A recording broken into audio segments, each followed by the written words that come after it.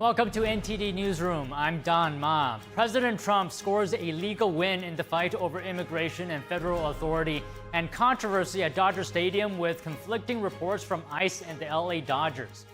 Areas across Israel are under attack today from Iran. The damage the strikes have caused and what Israel says about the future of attacks on Iran. What are some of Iran's most effective warfare tools, and what are the risks of the U.S. getting involved in the conflict? We discuss with the national security analyst. An Ohio congressman says he was run off the road. Police have a suspect in custody after he allegedly threatened the Republican representative's family. The Supreme Court today cleared the way for gas companies to sue a federal agency. The case challenges approval of state rules that push drivers away from gasoline. And summer is officially here, and so is the heat. With the solstice bringing the longest day of the year, more than 40 million Americans are under heat alerts as temperatures soar coast to coast.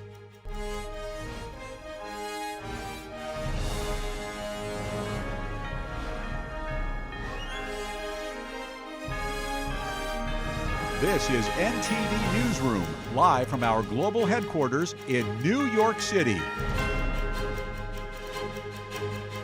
Good afternoon, and thanks for joining us. Our top story today: areas across Israel are under attack from Iran today. Dozens are reported injured and multiple residential buildings are damaged. That says Iran's foreign minister is in Europe for talks with EU officials.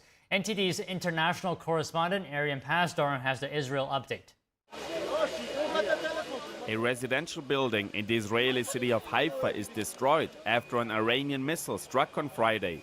The Iranian regime targeted areas in northern Israel. Medics transported injured civilians to a nearby hospital after the attack. 20 people are reported injured because of the strike. Meanwhile, in southern Israel, 6 people are reported injured and multiple apartment buildings damaged after the Iranian barrage on Friday. Destroyed cars could be seen in the area, which came under attack. The Israeli military now says it will intensify the attacks on Iran. We are deepening the strikes and will continue to strike. We have many targets to strike. We have been preparing for the length of this operation. Meanwhile, in Geneva, Iran's foreign minister is meeting with counterparts from the European Union. They're set to discuss Iran's nuclear program. Israel's ambassador to the United Nations in Geneva commented on the meeting. He laid out what Israel wants European partners to aim for in the talks with Iran. We expect the European foreign ministers to take a firm stance vis-à-vis Iran and demand that there is a complete rollback of the nuclear program.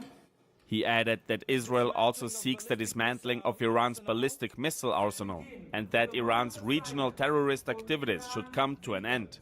Before his talks with European delegates, Iran's foreign minister addressed the United Nations in Geneva.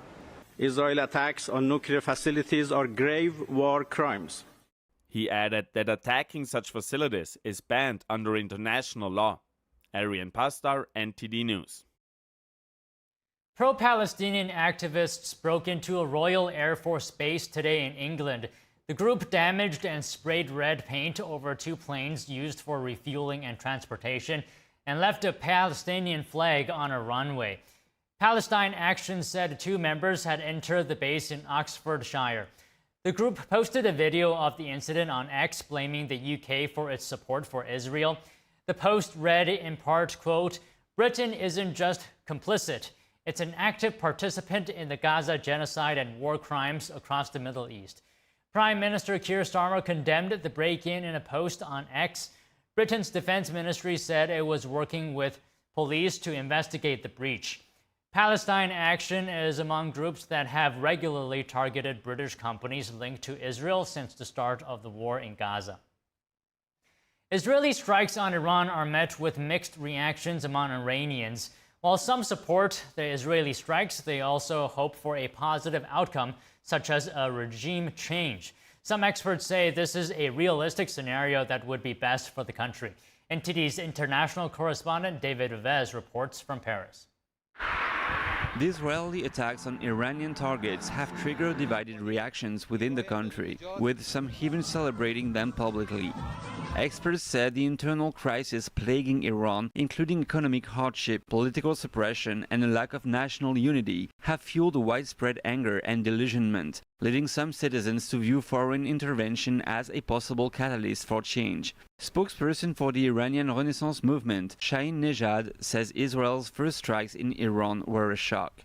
That shocked the Iranian regime and also brought some excitement and happiness to majority of people, because those who had been eliminated were the famous people who were in charge for suppression of people during the uprising of Iranian 3 years ago, 6 years ago, and 8 years ago. Still, it is difficult to measure the level of Iranian support for Israel or the US. As Israeli airstrikes continue, civilian casualties are rising. Iran's health ministry reported at least 224 deaths so far, including 74 women and children. Although Israel says it's targeting military officials, some missiles have hit residential neighborhoods. Nejad says that Israel may only have a short window to gain the support of the Iranian public. If it continues without any, solid conclusion and toppling of the regime, people say, okay, just Israel wanted to destroy us without opening any, bright channel for us for the future. And that's not good. So the time is not with Israel, neither with the Islamic regime. And for sure, if any decision is made quickly for the next couple of days by President Trump, that might be very, very important and significant for destiny of the Iranian people. The regime has been severely weakened, with key figures killed in recent bombings. Nejad says two scenarios might unfold. One where Israel only destroys nuclear facilities, which would likely lead to years of even harsher repression by the regime. Another possibility would be a regime change. With no clear successor to the ruling clerics, this would be a realistic outcome. And the second scenario is President Trump decide that they continue until toppling of the Islamic Republic and regime change. That may bring a totally different destiny for the Iranian people. So I'm pretty sure there are elements at the relatively high level of the current government who communicate with the Americans and Israelis and try to make a transfer of the power from the current regime to a transitional government. He insists, however, that any transition must not involve foreign military intervention. Unlike regime change interventions in Iraq or Libya, Nejad argues Iran should not see foreign troops on the ground. It shouldn't get involved with any boots on the ground, any armed force on the ground. It's not welcome by Iranian in general, and it's not even in the interest of America or even Israel. Forget about feasibility and all of the hassles which come with it. Nejad says Prince Reza Pahlavi, son of the former Shah of Iran, could be a key figure in a potential power transition. He is expected to speak at a press conference in Paris on Monday. David Vives, NTD News, Paris. A suspect is in custody after allegedly forcing a congressman off the road. The incident marks the latest instance of political violence after a Minnesota lawmaker and her husband were shot and killed in their home last week. Ohio Congressman Max Miller says he was threatened and forced off the road yesterday by a man waving a Palestinian flag. The incident occurred while Miller was driving in Rocky River, a suburb of Cleveland. Miller, who is Jewish, posted a video on social media describing the driver as deranged.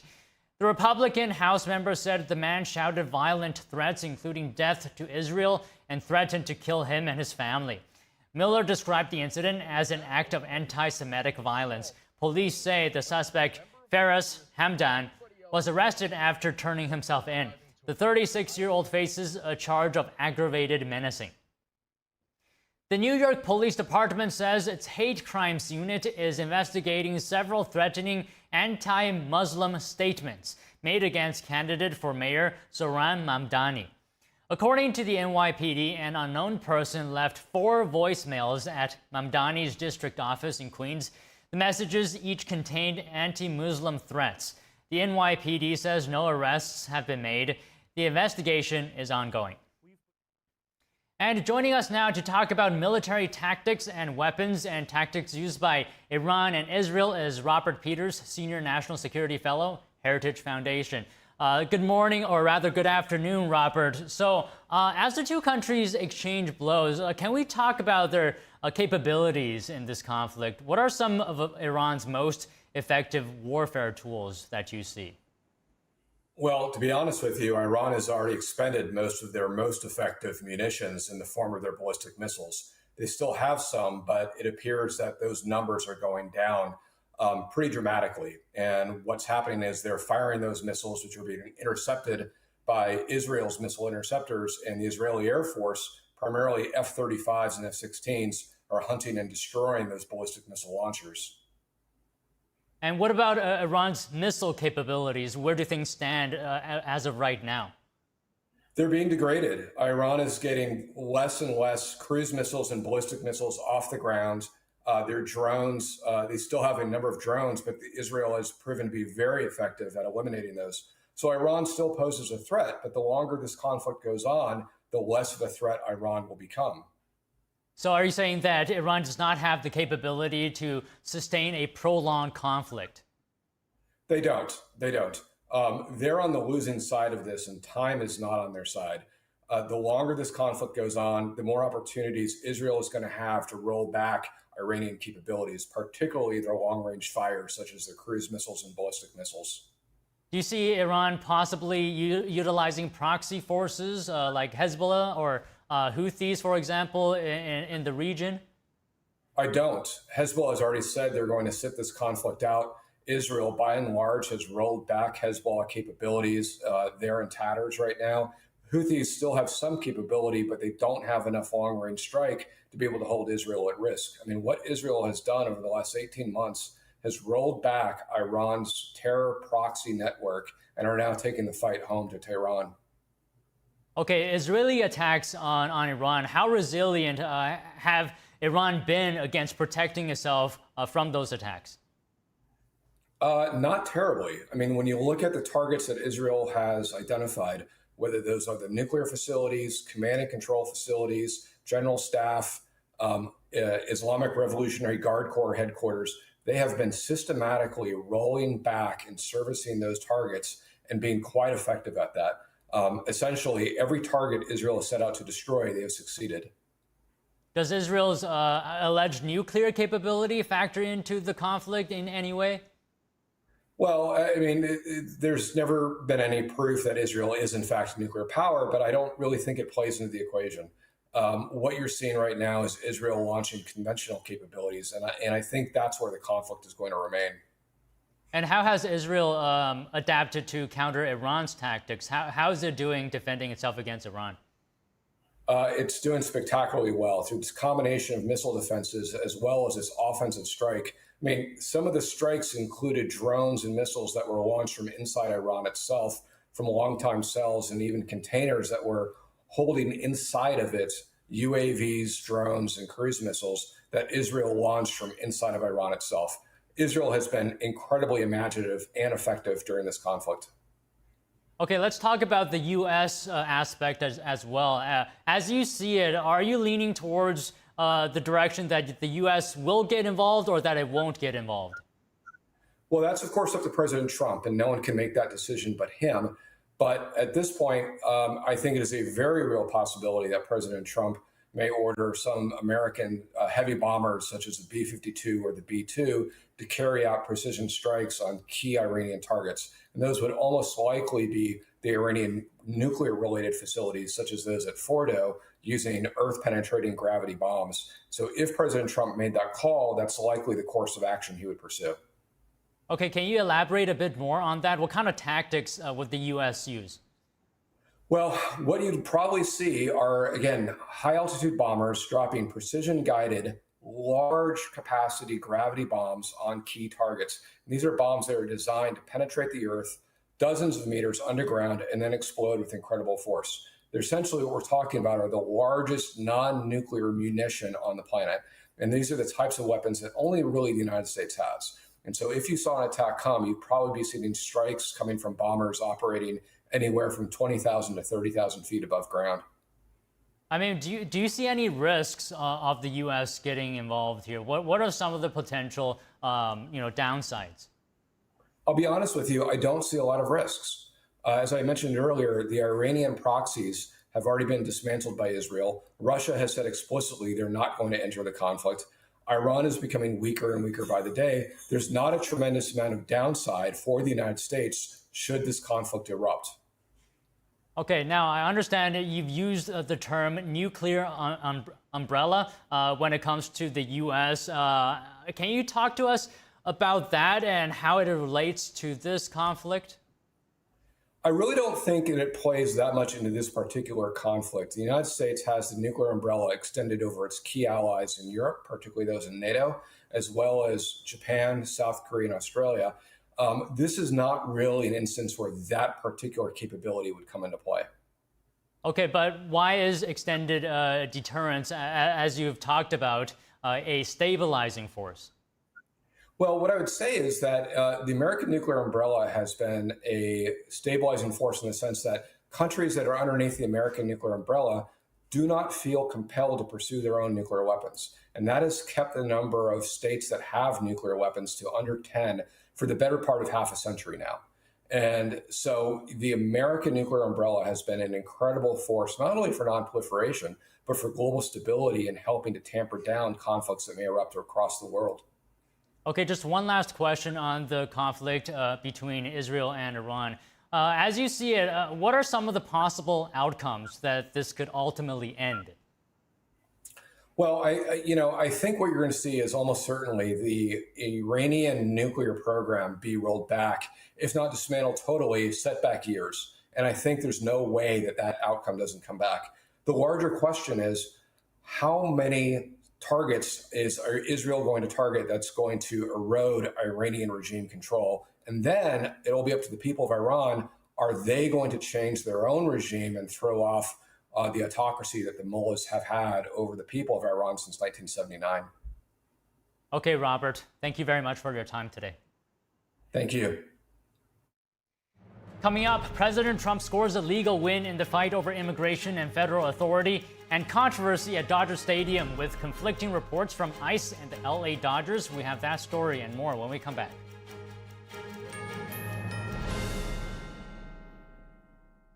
Discover the ancient secret to vitality and longevity with Puretang Black Ginseng. Crafted from premium 6-year-old Korean ginseng, each root is carefully nurtured for over 2,260 days, undergoing a traditional 9-round handcrafted process of steaming and drying to unlock full potency and absorption.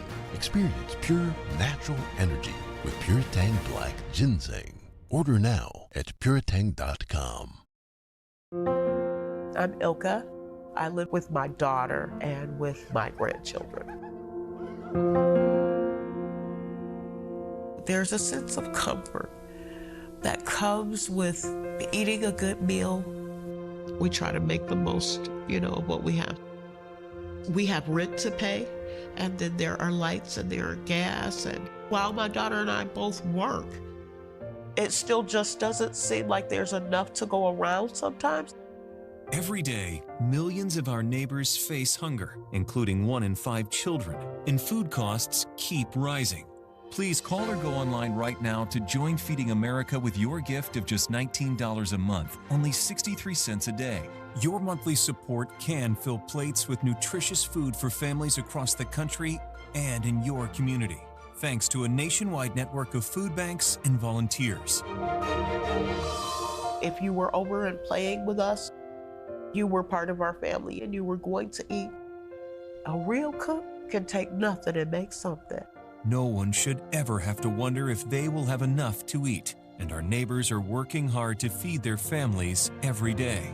Call or go online now. Visit helpfeedingamerica.org and give $19 a month. 98% of donations go directly to help millions of people facing hunger from coast to coast and in your own community. Use your credit card and you'll get this exclusive canvas grocery bag as a thank you for joining hands with people across America to help end hunger. Some of the lessons that I hope that my family will take, it is important to treat people the way that you want to be treated. I have carried on the tradition of loving people through food.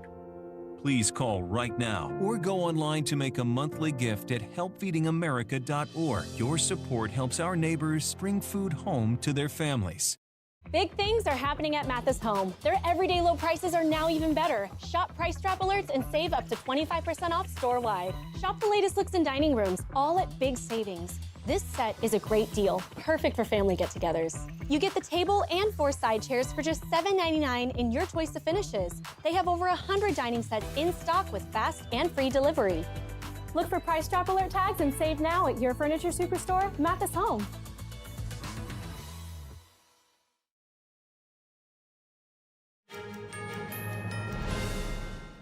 A major legal decision has added fuel to the fire in a high-stakes battle over immigration, the use of military forces, and as well as federal power. President Trump has been cleared for now, at least, to keep control over California's National Guard, despite opposition from Governor Newsom. Here's more. The Ninth Circuit Court of Appeals sided with the president on Thursday, concluding that Trump likely had the legal authority to take control of California's Guard troops amid violent protests in Los Angeles. The court cited a federal law that allows the president to assume command of the National Guard when the president can't enforce U.S. laws with the regular forces. They said that condition had probably been met in L.A. because protesters hurled items. But California Governor Gavin Newsom is not backing down. In a social media post, he accused Trump of acting like a king and pledged to continue his legal challenge. Trump, for his part, celebrated the court's decision, calling it a victory for public safety. He reiterated that the federal government will step in when state and local forces cannot. While the court affirmed the president's likely authority, it also clarified that it wasn't ruling on what specific actions federalized troops may or may not lawfully perform. Meanwhile, Immigration and Customs Enforcement is resuming enforcement operations at farms, hotels, and restaurants. This time it says it will focus more sharply on criminal activity.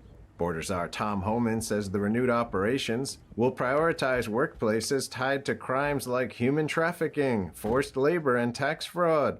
He insists that while the laws may be controversial, they still need to be enforced. Well, first of all, there's a right way and wrong way to hire workers. There are legal programs that bring farm workers in. Second of all, I've been saying for years, Congress needs to address this. But because Congress failed to address it doesn't mean we ignore it. It's illegal to knowingly hire an illegal alien. The decision comes after a roller coaster week of shifting policies. Last week, ICE was ordered to pause enforcement in agriculture, hospitality, and restaurant industries, following concerns from business owners. Trump had acknowledged the strain on these sectors, writing online that immigration enforcement was removing longtime workers who were difficult to replace. But just days later, the pause was overturned. ICE agents were told to resume operations after field offices said the pause jeopardized their arrest goals, 3,000 a day nationwide. Homan emphasized that ICE will now proceed carefully, targeting high-risk locations instead of broadly sweeping workplaces. We will concentrate on work sites on a prioritized basis, just like we do at large operations. Finally, confusion and controversy at Dodger Stadium this week. On Wednesday morning, the Los Angeles Dodgers announced via social media that they had blocked ICE agents from entering the stadium's parking area. Despite the alleged incident, the Dodgers confirmed that the evening game against the San Diego Padres would go ahead as planned. But ICE says it was never there. The Department of Homeland Security later clarified that vehicles seen in the parking lot belonged to Customs and Border Protection, not ICE. And the visit was unrelated to any enforcement activity. A new study shows that around 1 million illegal immigrants have left the United States since January, when President Trump returned to office. The findings from the Center for Immigration Studies come as the Trump administration ramps up deportation efforts. The administration is focused on large cities with so-called sanctuary policies and has resumed enforcement operations at farms, hotels, and other workplaces. The nonprofit research group says the estimated decline appears to be linked to early immigration enforcement actions under the Trump administration. The group based its estimate on monthly household survey data from the Bureau of Labor Statistics' current population survey. Despite the decline, the study estimates that nearly 15 million illegal immigrants remained in the country as of May 2025. A high court win for energy companies. A majority of Supreme Court justices today are allowing fuel producers to proceed with their lawsuit against the federal agency. Here's more on that, as well as a win for victims of terrorism abroad. Fuel producers can challenge California's emissions regulations. The Supreme Court on Friday said they are not barred from advancing a lawsuit against the EPA. The EPA approved California regulations that require automakers to manufacture more electric vehicles and fewer gas-powered cars. In a 7-2 decision, the majority overturned an appellate court's dismissal of the case. In the case below, the EPA didn't challenge the company's standing under Article 3 of the Constitution. However, California and several other states with similar regulations intervened to defend the EPA's approval. Justice Brett Kavanaugh, writing the majority opinion, acknowledged that the regulations are not directly imposed on the fuel producers, but said they clearly will impact gasoline purchases and cause monetary injury. Justices Sonia Sotomayor and Ketanji Brown Jackson dissented. Also on Friday, a tripled jury award of nearly $219 million will stand. The High Court unanimously upheld a federal law called Promoting Security and Justice for Victims of Terrorism. In 2019, the law amended the Federal Anti-Terrorism Act, which had created a right for American victims of terror attacks outside the U.S. to sue in U.S. courts. Under the amendment, the Palestine Liberation Organization and the Palestinian Authority indirectly consent to being sued in the U.S. when they pay terrorists to kill or injure Americans. The Palestinian Authority operates a so-called Martyrs Fund that sends money to the families of Palestinians who were killed, imprisoned, or injured while committing acts of violence against Israel. The plaintiffs, family members of American victims killed or injured abroad, had successfully won a 7-week trial in 2022. Arlene Richards, NTD News. As Senate Republicans work towards advancing the president's big budget bill, debate is emerging about how aggressively to slash green energy tax credits. NTD's Melina Weisskopf has more. The Senate's budget bill phases out green energy tax credits, though less quickly than the House's version of the bill. It's an issue Republican senators aren't unified on. Some want a less aggressive approach. Senator Tom Tillis wants a targeted approach and not a full repeal. Senator Shelley Capito, whose state is home to hydrogen hubs, wants more flexibility on the timeline. Meanwhile, Democrats are railing against the repeals altogether. I can tell you this Senate bill, as it's written now, is a stake in the heart of the solar manufacturing industry. And the reason this is so important is because of growth, we need more energy. And even people who run gas companies are saying we need the electrons from renewable energy. The Energy Secretary this week pushed back on the idea that the administration aims to stop the solar industry from advancing. Nobody's proposing to stop solar power, right? The idea is it's been subsidized for a quarter of a century, and it should compete on its own. And it will. Solar will continue to grow. It'll continue to get built. That's happening right now. The Senate's bill will phase out solar tax credits slowly, an approach some Republicans aren't happy with. Congressman Chip Roy said this must be changed or the House loses his vote. Roy said the president rightly campaigned on terminating the Green New Scam subsidies. It's destroying our grid. It's subsidizing China. China currently dominates solar manufacturing. Reporting from Washington, D.C., Melina Weisskopf, NTD News. A new variant of COVID-19 fueling a surge in China, NB181, also called Nimbus, has now been detected in over a dozen U.S. states, including California, New York, and Illinois. Doctors in China expect a nationwide peak in infections by July. The variant causes sharp, sore throats, described as razor blade throat. as well as fever, vomiting, and diarrhea. The CDC estimates the variant already accounts for more than a third of U.S. cases. While it's highly transmissible, global health officials say it's no more severe than previous strains. Despite the rise, the WHO has classified NB181 as a variant under monitoring and says current vaccines are expected to remain effective. Florida has subpoenaed 2 medical companies selling Chinese-made patient monitors. The state's attorney general says there are concerns the devices could send patient data to China. The 2 companies are Contech Medical Systems and Epsimed.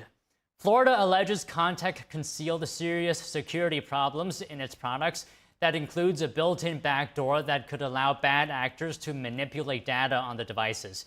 Another issue is programming that automatically sends patient information to an IP address that belongs to a university in China. The Attorney General called the problems a major consumer protection issue. Epsimed confirmed they have received the Attorney General's request and are cooperating. Contech didn't immediately respond to a request from the Epoch Times newspaper for comment. The first big heat wave of 2025 has arrived, and it coincides with the official start of summer. With the summer solstice marking the longest day and shortest night of the year, more than 40 million people in the U.S. are under heat alerts. Temperatures in the Midwest are expected to crest well into the 90s this weekend. Triple-digit highs could pop up in New York, Philadelphia, Washington, and Denver. The peak will likely hit the East Coast early next week. So if you're heading outside, take precautions and stay hydrated. What were Israel's main military objectives in launching Operation Rising Lion, and how successful were they in the first few days? An Epoch Times defense reporter breaks it down for us after the break.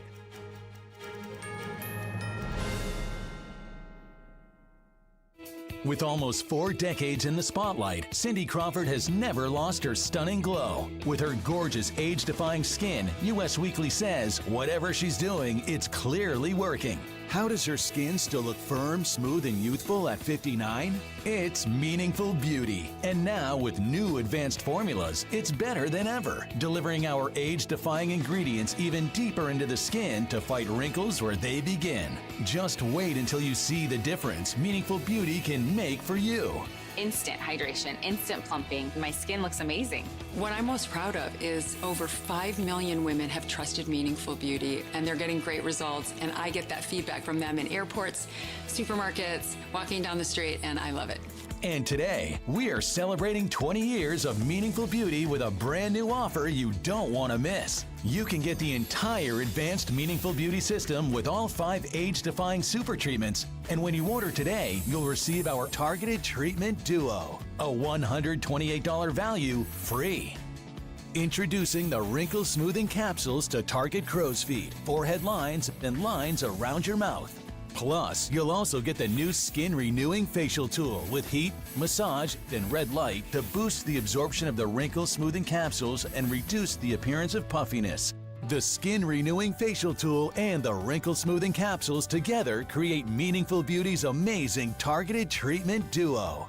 This plus this equals incredible results. Get all this, a $300 value for just $49.95. But you must act quickly. Results guaranteed or your money back. If you haven't tried Meaningful Beauty yet, this new offer is something you don't want to miss. This special offer is not available in any store, so don't wait. Scan the code, call the number below, or go to meaningfulbeauty.com right now. To celebrate our newest launch, Rev 7, I'm bringing you an amazing introductory offer, plus an exclusive overstock sale that you're not going to want to miss. Rev 7 is our premium energy drink that tastes great and gives you energy all day with no jitters and no crashes. That's because there's no sugar and no caffeine. I'm so sure you're going to love Rev 7 that for a limited time you can try our 3-pack absolutely free. Or check out our Percale bed sheets. I can't believe I'm even going to say this. Every color, every style, every size, only $29.88. So go to mypillow.com or call the number on your screen Use your promo code to save 20% on our Rev 7 12-packs or try our introductory 3-pack absolutely free. And our Percale bed sheets, all sizes only $29.88, even the queens and kings. Inventory is extremely limited, so order now.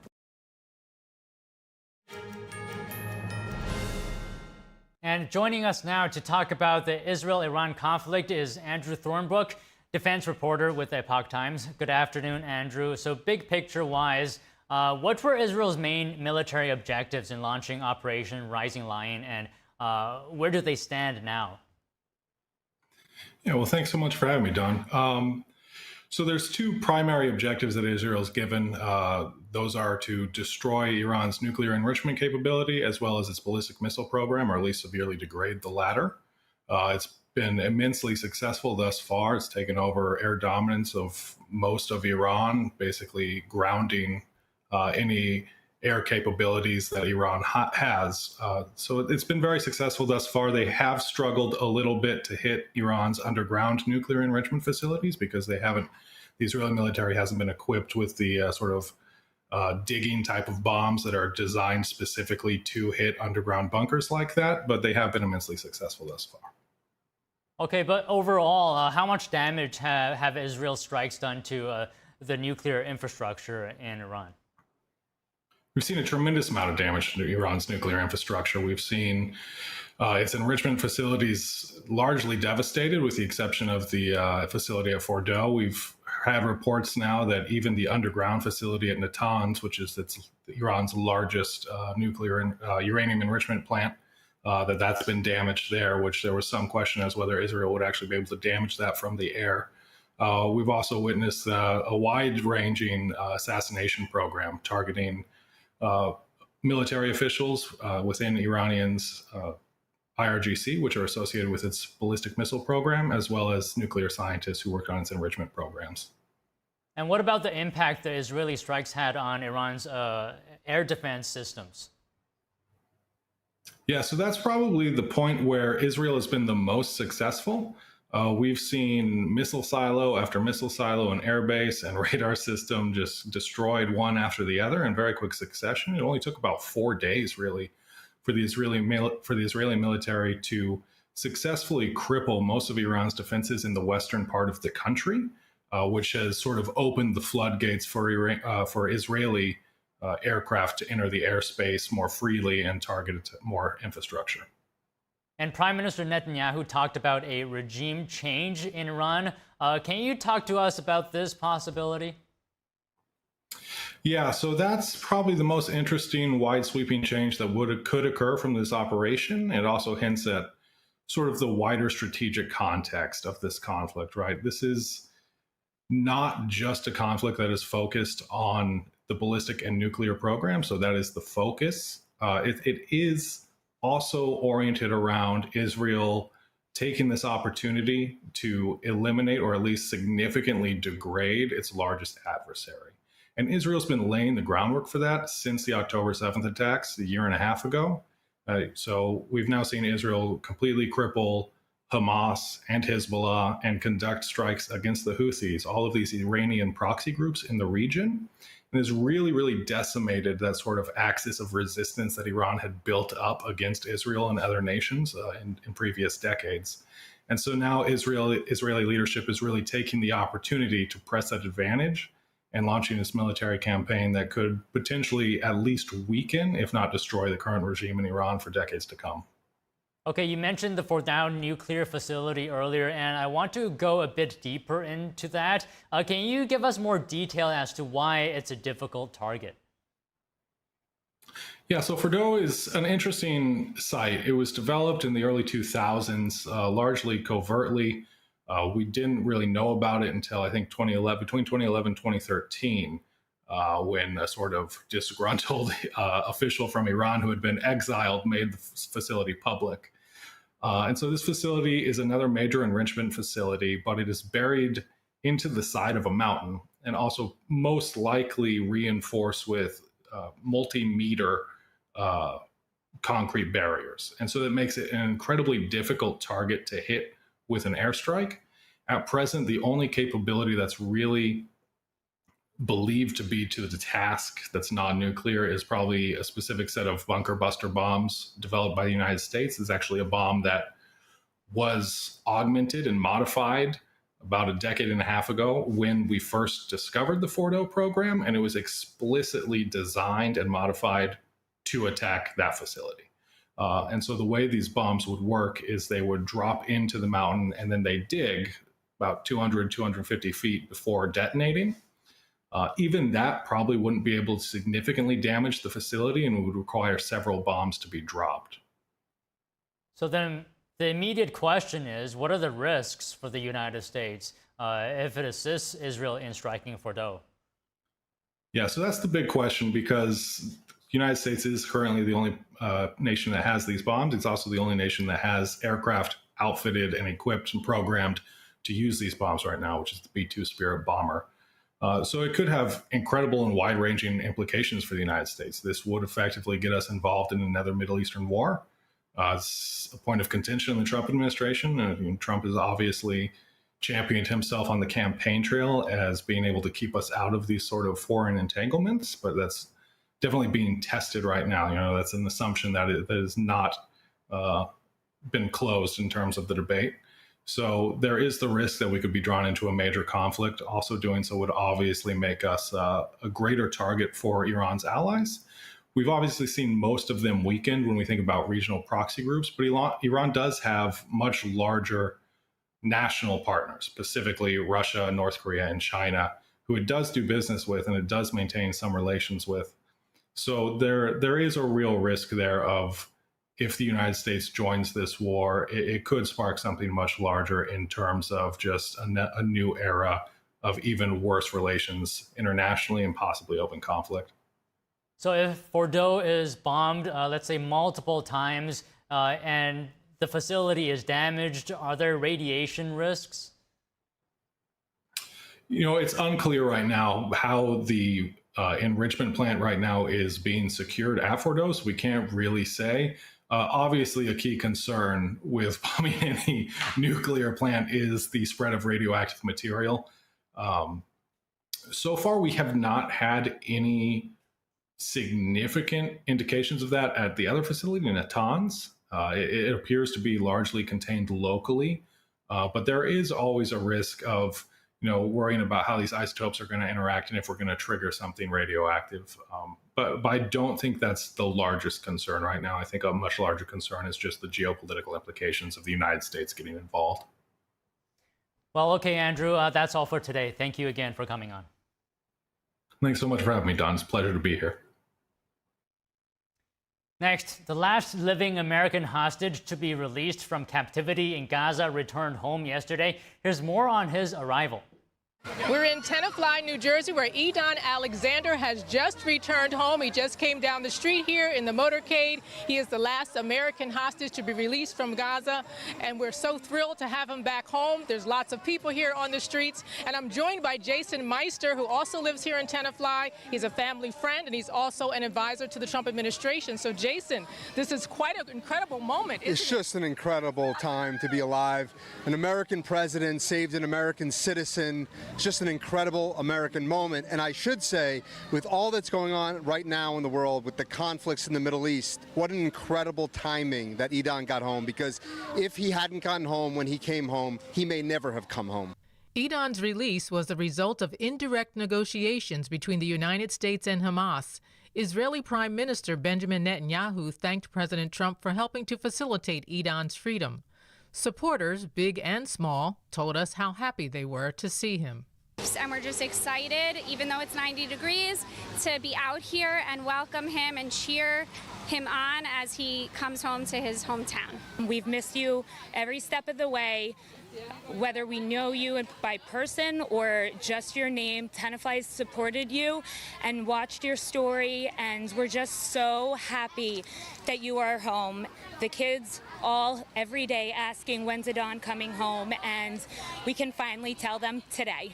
My dad is friends with Edon's dad, and I don't personally know him, but I think it's a very big day here in Tenafly, so everyone should gather around and welcome him home. Welcome home, Idan. You've been so brave during this process, and yeah, welcome home, Idan.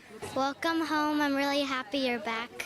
Idan moved to Israel at the age of 18 to join the Israeli military.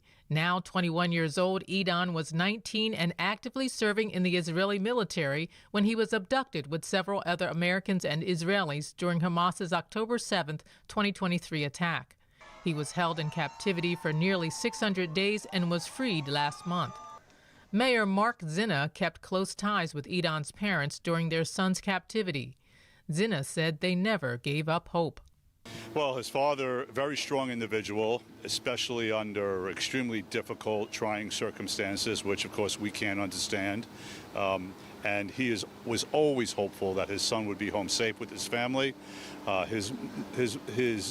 Idan's mother was constantly traveling back and forth to Israel and Washington, D.C., working with the president, our congressman, everything that could possibly be done to help their son. These two parents did. The mayor planned a welcome celebration for Idan at the town square. Idan chose to stay home and spend time with his family. Arlene Richards, NTD News. British lawmakers just passed a bill to legalize assisted suicide. Today's vote puts the UK on course to follow Australia, Canada, and some US states that allow the practice. 314 lawmakers voted in favor, with 291 against the bill. The legislation has been dubbed the Terminally Ill Adults End-of-Life Law. The bill means that mentally competent, terminally ill adults in England and Wales could seek medically assisted suicide. Only individuals expected to live for 6 months or less would be eligible. Supporters say it will provide dignity and compassion to people suffering. Opponents worry that vulnerable people could be coerced into ending their lives. The bill now proceeds to Britain's upper chamber, the House of Lords.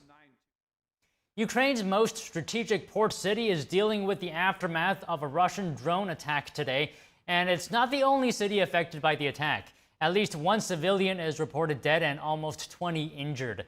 Odessa is Ukraine's largest Black Sea port. It's crucial for imports and exports. The city has been under constant missile and drone attacks since the war began. Footage from today shows buildings on fire and destroyed cars. Officials say there's damage to civilian infrastructure, including residential buildings, a school, and a gas pipeline. Ukraine says Russia launched almost 90 drones overnight. Most of them were shut down or redirected using electronic warfare. However, the military reports that 8 drones managed to strike targets. It's not clear how many hit Odessa and how many struck Kharkiv, which also was attacked. Reports say 4 people were injured there, including 2 children. State Department Press Secretary Tammy Bruce is holding a press briefing right now. Let's take a look. Bring direct U.S. government-assisted departure from Iran. Americans seeking departure should take advantage of existing means to leave. The Department of State has provided information and support to over 25,000 people seeking guidance regarding the situation in Israel, the West Bank, and Iran. And on Iran, I want to reiterate the statement from President Trump, delivered by my colleague BP Caroline law. We're yesterday. winning Quote, is no accident. Negotiations Your brain is still that may developing, or may and not using take weed can lead. whether or not to go. All right, moving on from that, on to Canada. The country will soon adopt tariff measures to address risks associated with what it calls unfair trade in steel and aluminum. Prime Minister Mark Carney said yesterday the steps will also tackle persistent global overcapacity. Listen. As you know, the U.S. tariffs on steel and aluminum are global tariffs. They're not targeted specifically at Canada, but they, of course, affect our steel industries and our workers. And one of the consequences of that effect, or prospective consequences, is that steel from other countries, from third countries, start to come into Canada if we don't protect our industry. So we're setting these quotas. It's a long word, tariff rate quotas, but a quota for the amount of steel that can come in from third countries.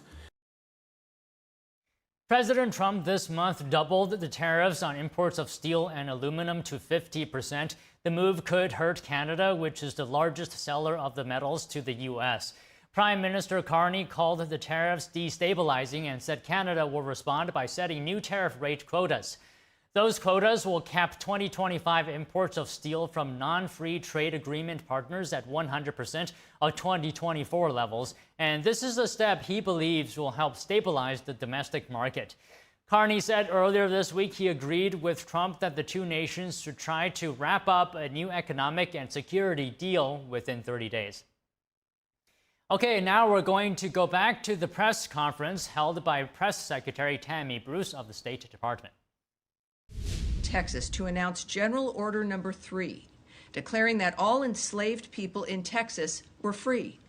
More than 2 years after President Abraham Lincoln's Emancipation Proclamation had officially ended slavery in Confederate States, I should say. This day, now known as Juneteenth, has become a profound commemoration of freedom and resilience. So I hope you enjoyed yesterday. And we are here today, and I'm ready for your question, shall we? Yes, Daphne. Thank you so much. So on the 25,000 that you said the State Department has provided information to, is that U.S. citizens who are seeking information on leaving Israel, the West Bank, and Iran? It's information in general. So it would be a combination, I'm sure. But it's a general information, conditions, perhaps departures as well, but general information. Okay, and do you have any numbers on the number of U.S. citizens that are seeking information on departing Israel or Iran? Those are not numbers that I will share at this time. Just as a reminder as well, while today is a bit different than the feeling of Tuesday, we are still in a dynamic where there are still hostilities, where there are still people in bunkers, where there is still a danger. Clearly, we've heard the statement from President Trump about his posture at this point. So we're still going to be careful for national security reasons, obviously, when it comes to what we can answer. So that's a number that I won't be able to give you today. Okay. All right. All right. And we will not, we'll do one more, but then we will continue on here. Yes, go ahead. Thank you. Just on Ambassador Huckabee's tweet, he said that the U.S. is working to get military, commercial, charter flights, and cruise ships for evacuation.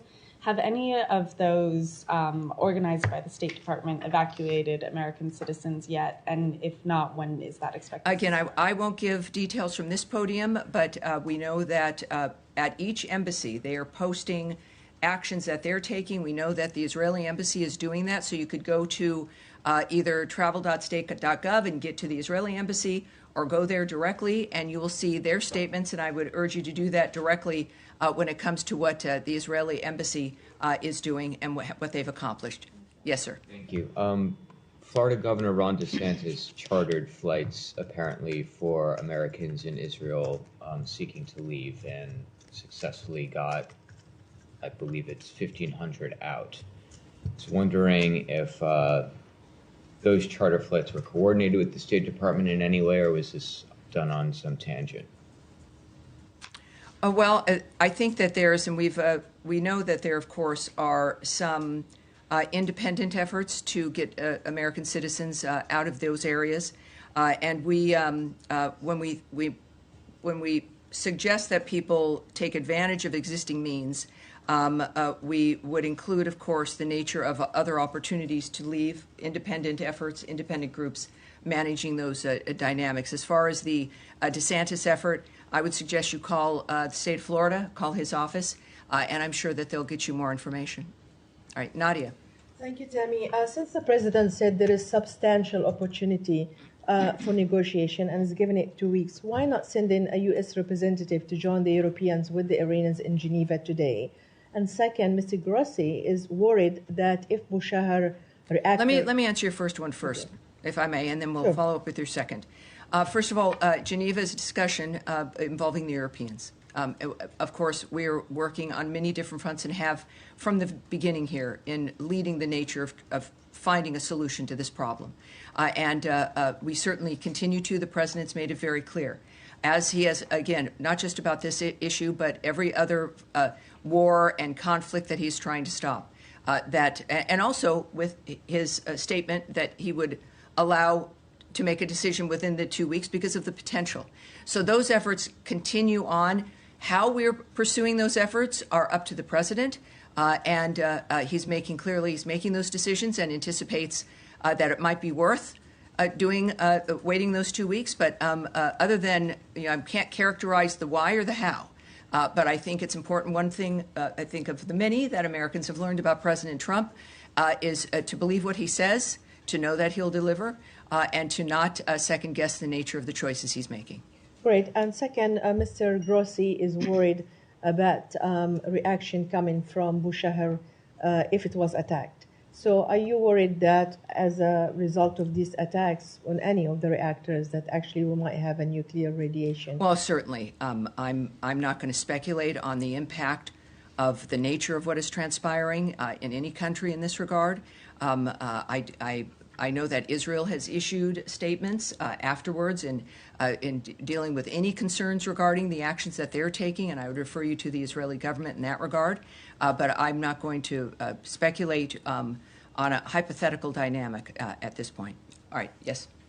With regard to the talks taking place today, or concluded today in Geneva, does the Trump administration believe that they were productive in paving the way for diplomacy? Well, I don't want to characterize what the Secretary of State may think of what has happened. I know that the government as a whole, that we're hopeful for every new opportunity, every new effort to have this come to a conclusion that is diplomatic. That is something clearly we've seen in the president's posture. So while I won't be able to characterize it about what their opinions are at this point, I think at some point we may find that out. But I do know that we do hope that every effort is successful. Two more quick questions. Is the Secretary planning to get on the phone with any of those foreign counterparts that were in the meeting later today? Well, I know that, of course, he's headed to The Hague next week. And so I know conversations, no doubt, will happen there about a whole number of issues. All right. And then, yes, sir. We'll move on here. We'll move on here. Yes, sir. Go ahead. To the Secretary's Hague trip. When he was in Brussels in early April, he told us that it would take a few days or weeks, not months, certainly, for him to assess whether or not Putin was serious about ending the war. Today, we have all seen Putin's statements. So he himself made it clear that he has no intention to end the war and the killing. He even discussed, more territories to seize. I'm wondering, have you guys landed anywhere in terms of your conclusion about Putin's intention? Well, we know that since that point, I don't think he said days at that point, but he said a matter of weeks. And in that process, we saw our posture adjust in that framework.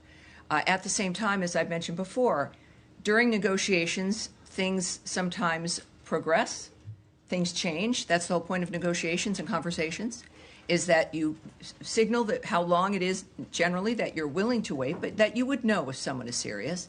And then, again, it's not a static environment as you're moving forward through that time. At the same time, we've heard since then some very blunt comments by President Trump about President Putin. We also know that the parties themselves have met directly. And I think that that's also where we've landed at this point in comments from both the President and Secretary of State, that the only way this is going to end is for the two parties to meet and come to a conclusion and a decision and some kind of an agreement. That is where it is. And, of course, we are always present. We remain concerned and issued comments a couple of days ago about the nature of what's happening in Ukraine and the death of an American. So we are there. We have been, of course, Ukraine's biggest supporter, and we continue to hope for and work with and observe the nature of how the conversations are going at this point between the two parties. And that, like every other negotiation, can change one way or another. But that's our posture at this point. Of course, America is still involved, and we are clearly making our presence, our caring about the situation known, and that's where we're at this point. Point taken, Tom. But in light of today's comments, as I mentioned, Putin's comments, and also his press secretary said that now we have a strategic advantage, quote, why should we lose it? We're going to move forward. So in light of those comments, why not calling them out for not being serious about the peace process? Well, again, we're not in just a world where when we see something online that we are going to choose how we're going to respond as an individual.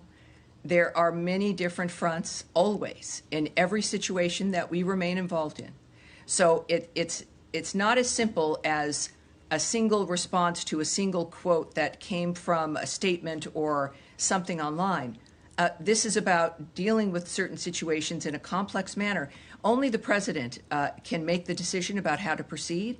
Only he knows all the elements about what's important and how we're going to make a difference.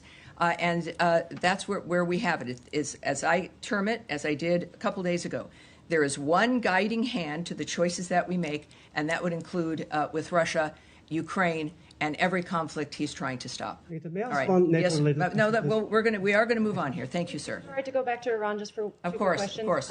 One, just for clarification, have any Americans been killed or injured in Iranian strikes so far? You know, I don't think so. Is that? Do we have numbers, or is that something that we've been able to?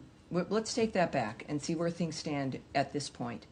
I do know that the reports that I've seen are that there have been no American injuries or injuries of staff at embassies and consulates. But let's take that back.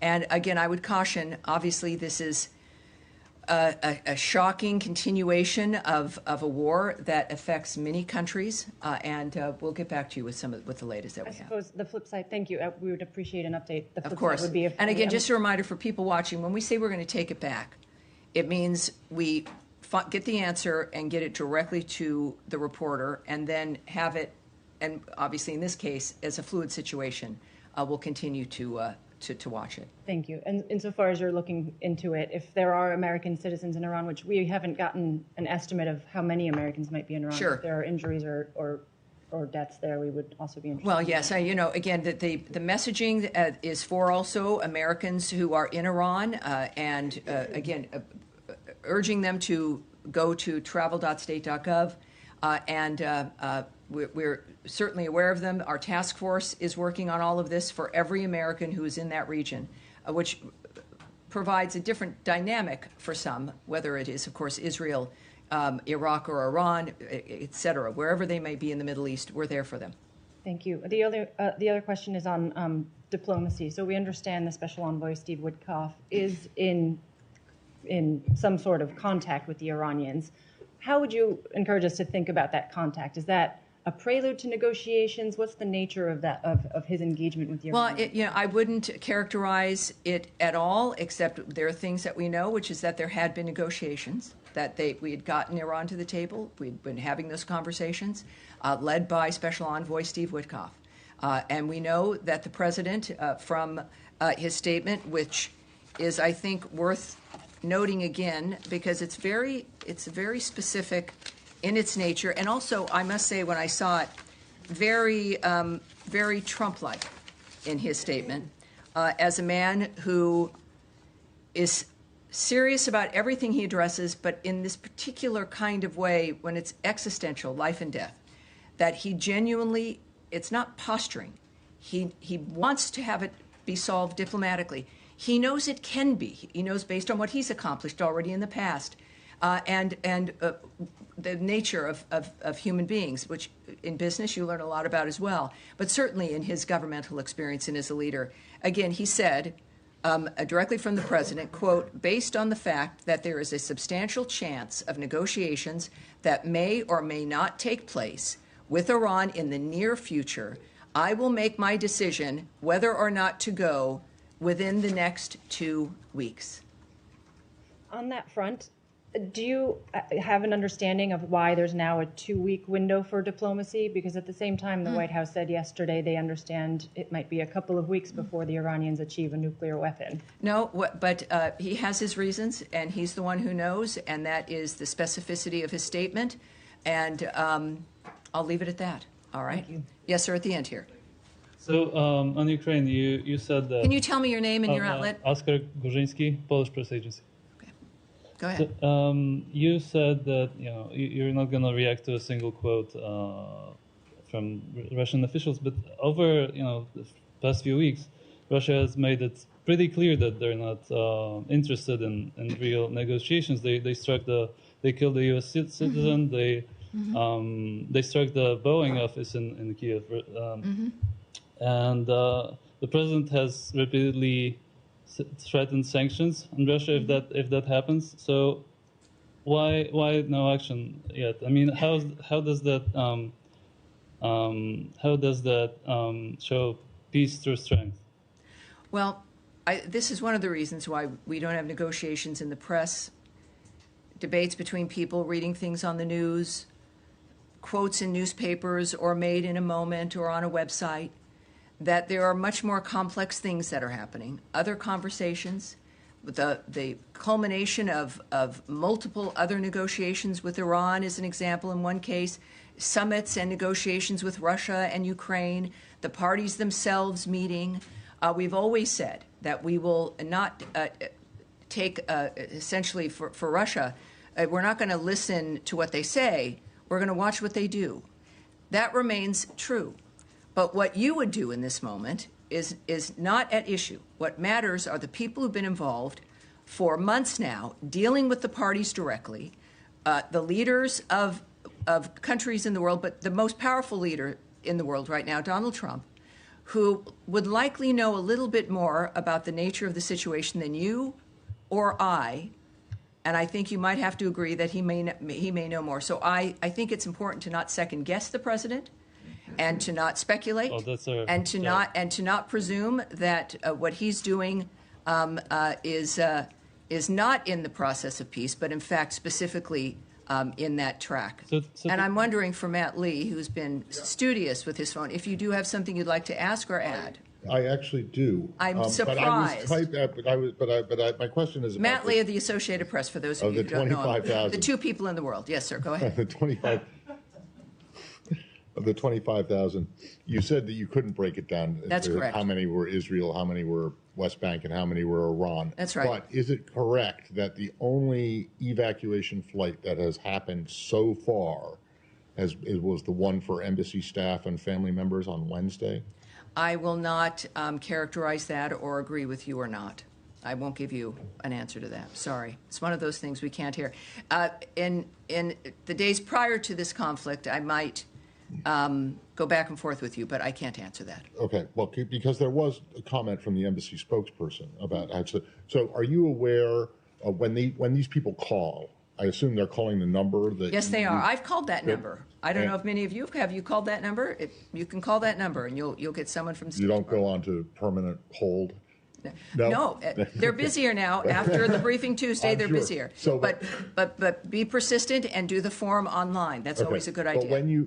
So the 25,000 people who have reached out, Yes. have reached out via that platform, either online or calling. Correct. And they, do you know how many of those 25,000 have then taken the information that they've been given or the guidance that they've been given, and then left? There's data that I won't be sharing, and even in general, it's not data that I can share with you. The fact that we got the number from the team, I felt really excited about. Now you're making me feel like it's not so good. No, it is. It's a great number, but I will not break it down. Okay.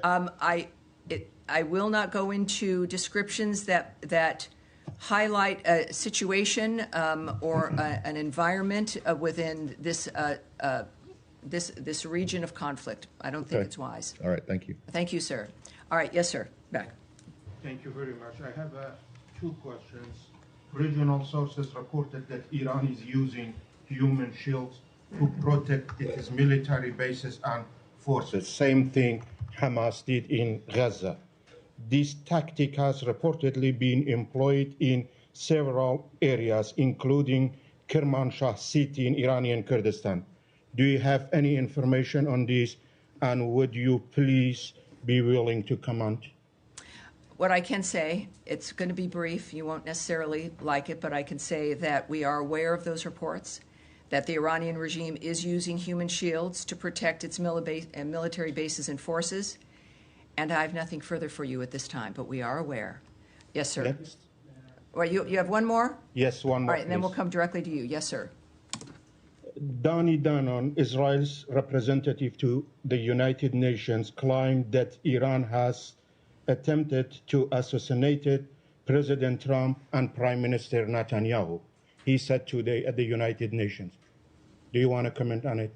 No, I would suggest you contact the ambassador, but I have no comment on that. Yes, sir. All right, now, yes. Thank you, Tammy. To question one on Iran and the other one on Iraq. I'm sure you may have heard from the Iranian foreign minister, which he said that we are not coming back to the table unless the Israeli stops strikes on Iran. And they are not going to negotiate with the U.S. until the U.S. will stop Israeli to attack Iranian. Are you willing to broker a ceasefire if that helps you to make a deal with Iranian? Obviously, I can't speculate on that. I'm not going to characterize what's happening now or the reaction by the President or the Secretary of State to what those negotiations might be. So you know that's a standard basis here, is we're not going to do that. But as you do know, of course, from the President's remarks, is that he still holds out the hope for negotiations. And there's also been a reinforcement that Iran and its proxy should not target U.S. interests or personnel, and if they do, the consequences will be dire. So we can reinforce that. And of course, the ultimate red line, which has been repeated constantly, because it's what the President sees as being the most important aspect, is that Iran cannot have a nuclear weapon. That is not a negotiable dynamic. And, all right, yes, sir. Another question on Iraq. Yes, sir. Go ahead, please. Sorry. No, we'll keep going here. I have a non-Middle East question. Yes. We're getting reports that Japan has canceled the annual security talks known as 2+2 with Secretary Rubio and Defense Secretary Hegseth because of U.S. demands for them to increase their defense spending. Do you have any comment on this? And has Tokyo communicated with No, I have Washington? no comment on that at this point. Thank you. Yes, ma'am. Thank you, Tammy. Two questions, one on China and about the Iran and Israel war.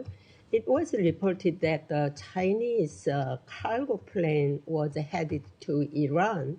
Has there been any detection of Chinese actions or cooperation to support Iran? Let's take that back, shall we? Get back to her with an answer on that. What is your next one, please? One more question, please. Iran's nuclear weapons are threatening the entire world. And that was Tammy Bruce, spokesperson for the State Department, answering reporter questions on the Middle East conflict between Israel and Iran, also saying that the department has already helped 25,000 Americans in the region, getting them answers to questions and more information on what they need. All right, next, areas across Israel are under attack from Iran today. Dozens are reported injured and multiple residential buildings are damaged. That's as Iran's foreign minister is in Europe for talks with EU officials. NTD's international correspondent Arian Pasdar has the Israel update. A residential building in the Israeli city of Haifa is destroyed after an Iranian missile struck on Friday. The Iranian regime targeted areas in northern Israel. Medics transported injured civilians to a nearby hospital after the attack. 20 people are reported injured because of the strike. Meanwhile, in southern Israel, 6 people are reported injured and multiple apartment buildings damaged after the Iranian barrage on Friday. Destroyed cars could be seen in the area, which came under attack. The Israeli military now says it will intensify the attacks on Iran. We are deepening the strikes and will continue to strike. We have many targets to strike. We have been preparing for the length of this operation. Meanwhile, in Geneva, Iran's foreign minister is meeting with counterparts from the European Union. They're set to discuss Iran's nuclear program. Israel's ambassador to the United Nations in Geneva commented on the meeting. He laid out what Israel wants European partners to aim for in the talks with Iran. We expect the European foreign ministers to take a firm stance vis-à-vis Iran and demand that there is a complete rollback of the nuclear program. He added that Israel also seeks the dismantling of Iran's ballistic missile arsenal and that Iran's regional terrorist activities should come to an end. Before his talks with European delegates, Iran's foreign minister addressed the United Nations in Geneva. Israeli attacks on nuclear facilities are grave war crimes. He added that attacking such facilities is banned under international law. Arian Pasdar, NTD News.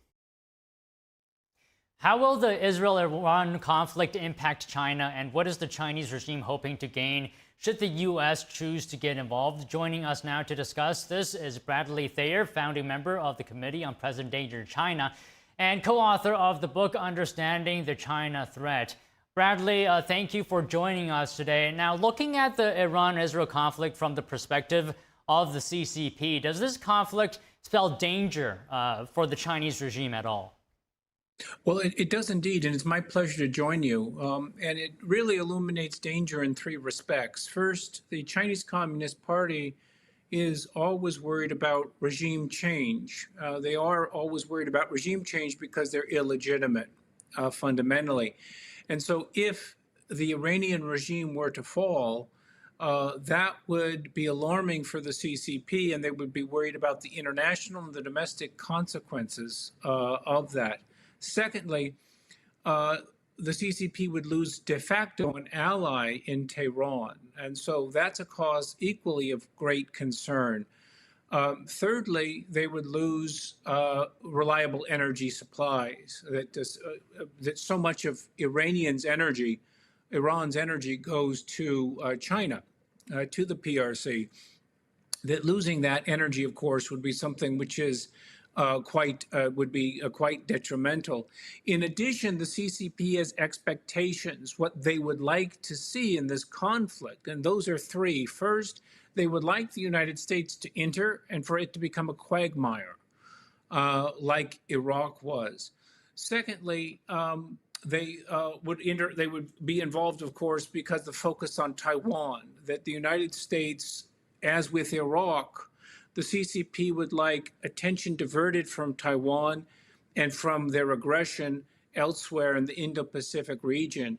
And then thirdly, a CCP expectation would be that if Iran falls and energy supplies are disrupted, that Russia might become essentially a reliable supplier of energy, which is a cause of concern for the CCP because the Ukrainian-Russian war seems to be winding down, or at least is on the cusp of reaching some type of an agreement.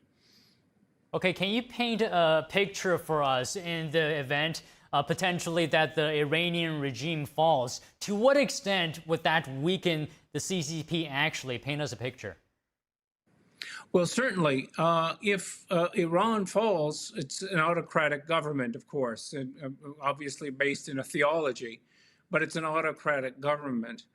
And if that falls, that serves to remind the Chinese people that autocratic governments can fall. They can be replaced if either outside actors or domestic actors take steps to remove that government. So that's quite alarming for the CCP, again, which is always conscious of being overthrown.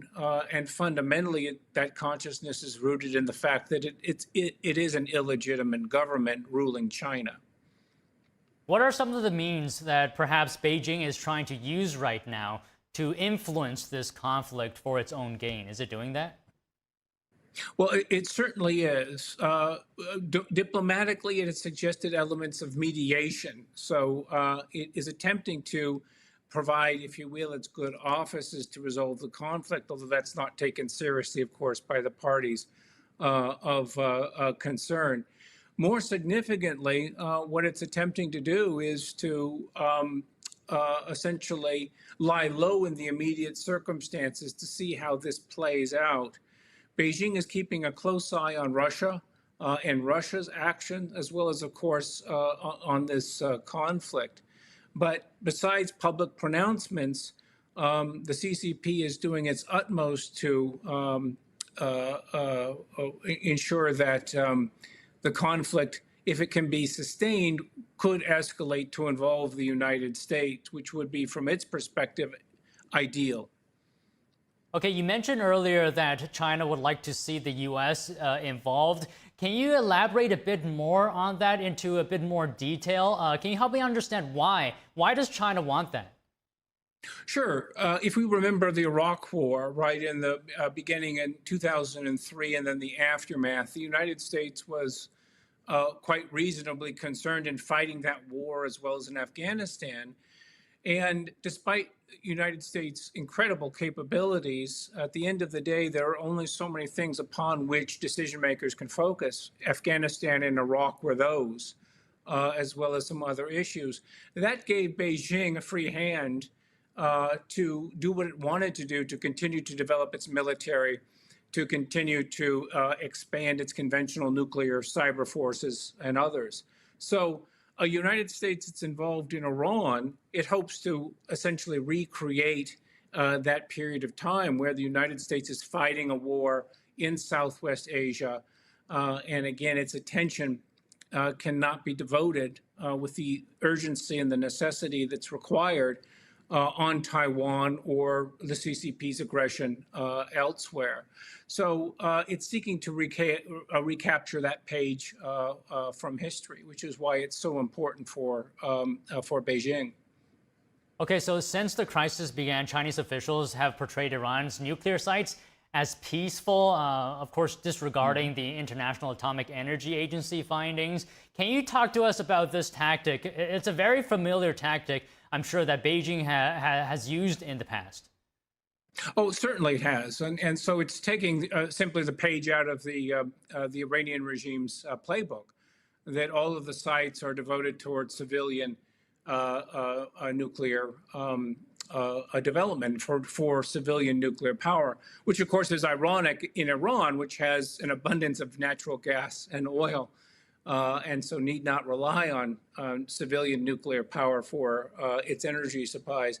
So that's not a surprise that Beijing is doing that the CCP is saying that these are civilian sites, and therefore suggesting that the Israeli attack, of course, is not a legitimate attack. It should not have been executed.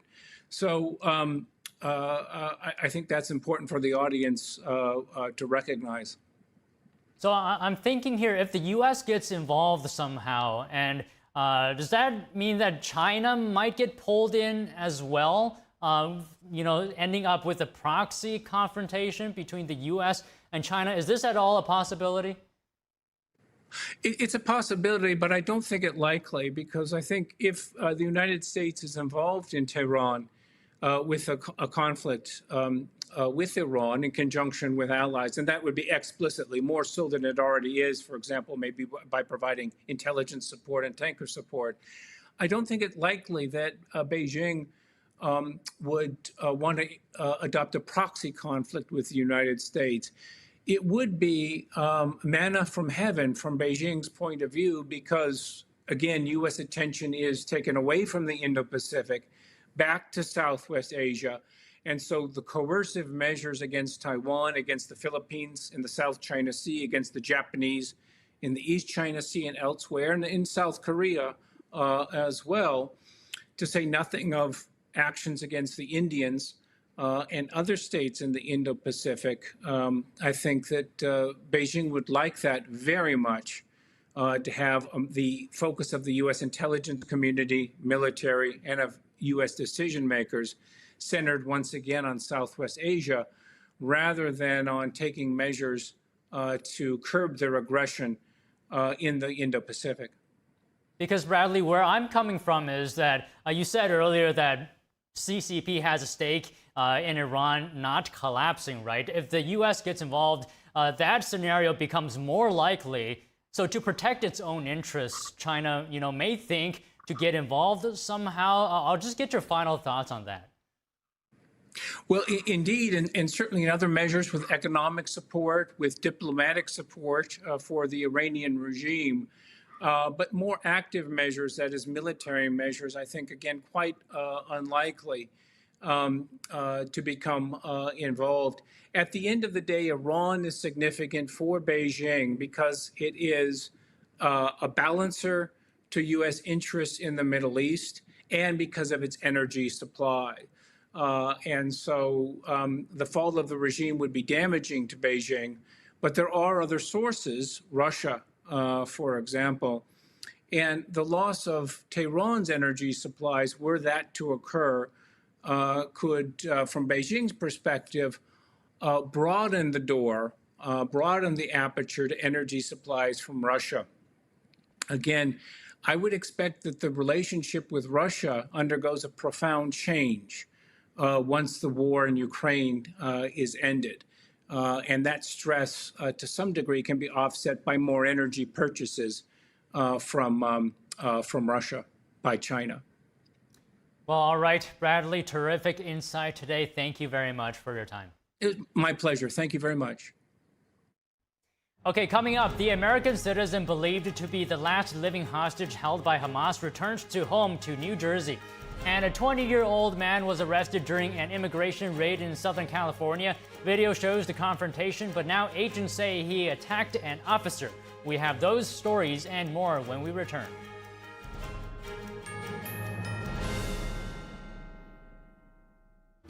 Kids love it. Parents trust it. Obviously. Explore GJW Plus Kids Series and Ganjian Campus courses led by expert educators. This is spectacular. Children will learn values like respect, responsibility, and knowledge in language, science, and more. Wow. All while having fun. Perfect. Subscribe today at GJW Plus Kids, where learning meets fun. Looking for a healthy and smooth-tasting brew? Drop by Days Coffee Roasters today and explore our wide selection of specialty-grade, small-batch roasted coffee. Home to North America's first enzyme-fermented coffee, we source a wide selection of specialty-grade coffee beans from around the world, and our baristas are ready to craft your customized brew. Visit Days Coffee at 28 North Street, Middletown, New York. Come experience a brew like no other.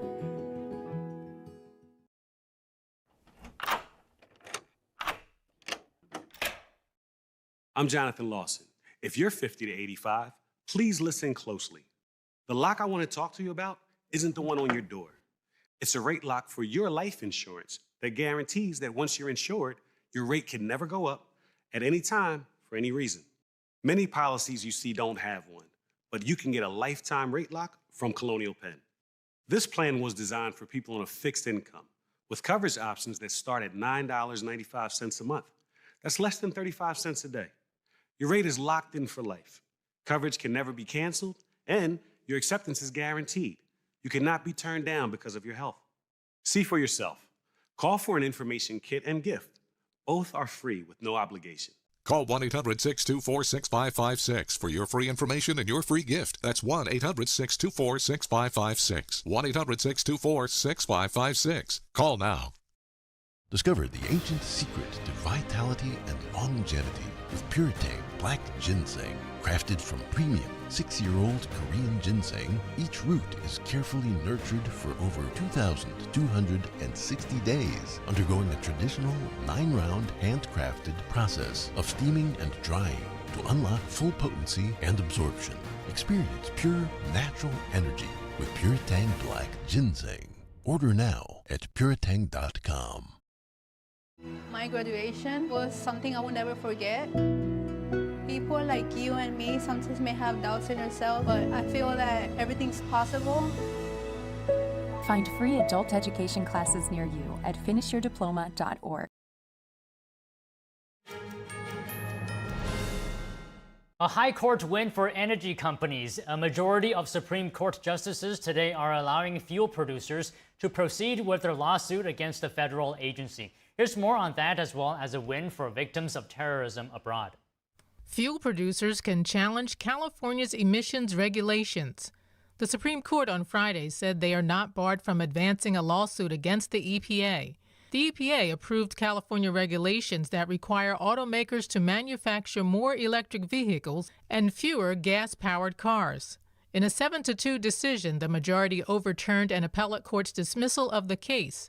In the case below, the EPA didn't challenge the company's standing under Article 3 of the Constitution. However, California and several other states with similar regulations intervened to defend the EPA's approval.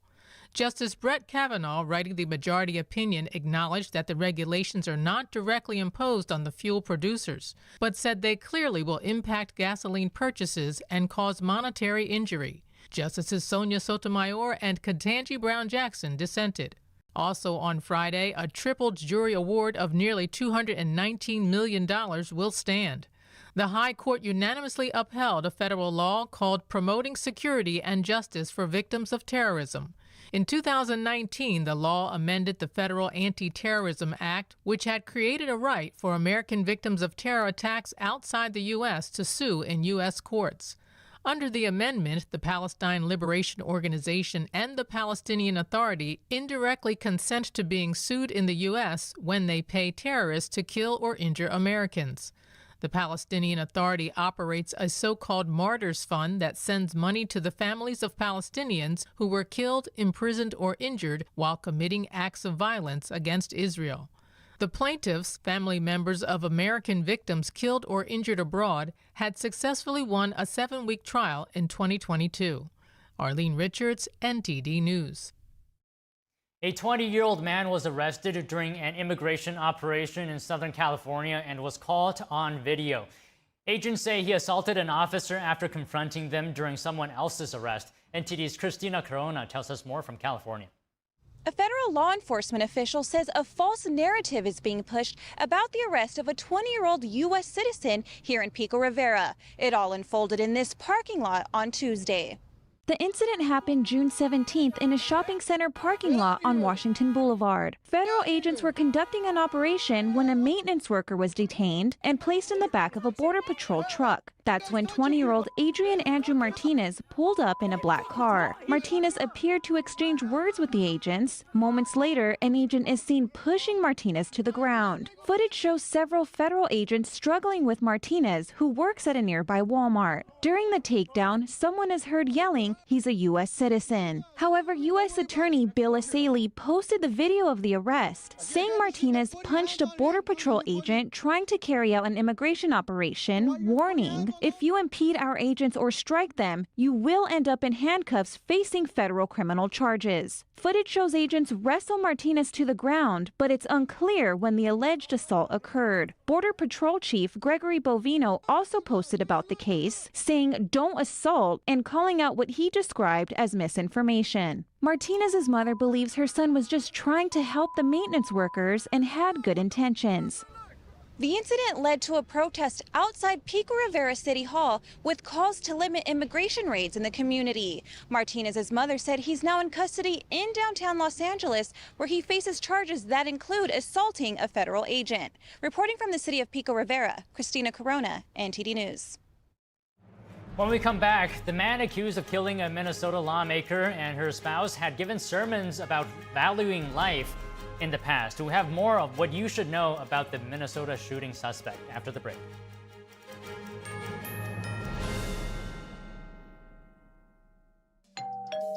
Hi, I'm Ty Pennington, here for Choice Home Warranty. They protect my home from expensive repairs, and they can do the same for you. No matter if it's your refrigerator, plumbing, or more than 20 other home systems and appliances, Choice Home Warranty has saved millions of homeowners a whole lot of money. For a low monthly fee, you get their nationwide network of trusted local technicians with plans that cover repairs and replacements done quickly and the right way. No more headaches searching for technicians. No more budget-breaking chaos. Just a peace of mind of having Choice Home Warranty at your service. Call Choice Home Warranty now and save big with their special offer of your first month free and free limited roof coverage. Call now. Call Choice Home Warranty for your free personalized quote and to get your first month free. Call in the next 5 minutes, and as our special offer, you'll receive free limited roof coverage. Call now to lock in your rate and save big. Call 800-210-6422. 800-210-6422.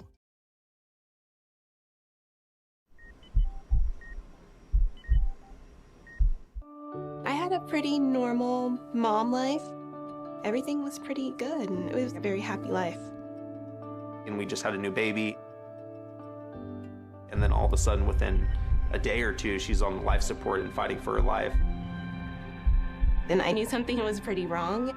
A little less than a week after I came home, I couldn't breathe. That's when we decided to go to the hospital. I was given the diagnosis that I had peripartum cardiomyopathy, which is basically a pregnancy-induced heart failure. They told me my only chance was a heart transplant. And the American Heart Association helped make that possible. Their research helped save me. This could not happen without monthly donations from friends like you. Your sustained support helps fund life-saving research that leads to medical breakthroughs, like those that gave Jen a second chance at life.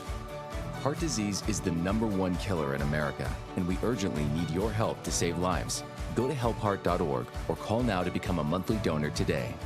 Your donation of only $19 a month, just 63 cents a day, will make a difference through prevention, early detection, treatments, and cures that help save lives. I am very thankful for the American Heart Association. I'm grateful for just every day that I get with my children. Please go to helpheart.org or call now with your donation of just $19 a month. Join our community of monthly donors, and you'll get this limited edition t-shirt you could wear to show you're helping save lives. One simple act today can save your life or the life of a loved one. Please call or go online to helpheart.org. Become a monthly donor, and for a limited time only, your first month's gift will be matched.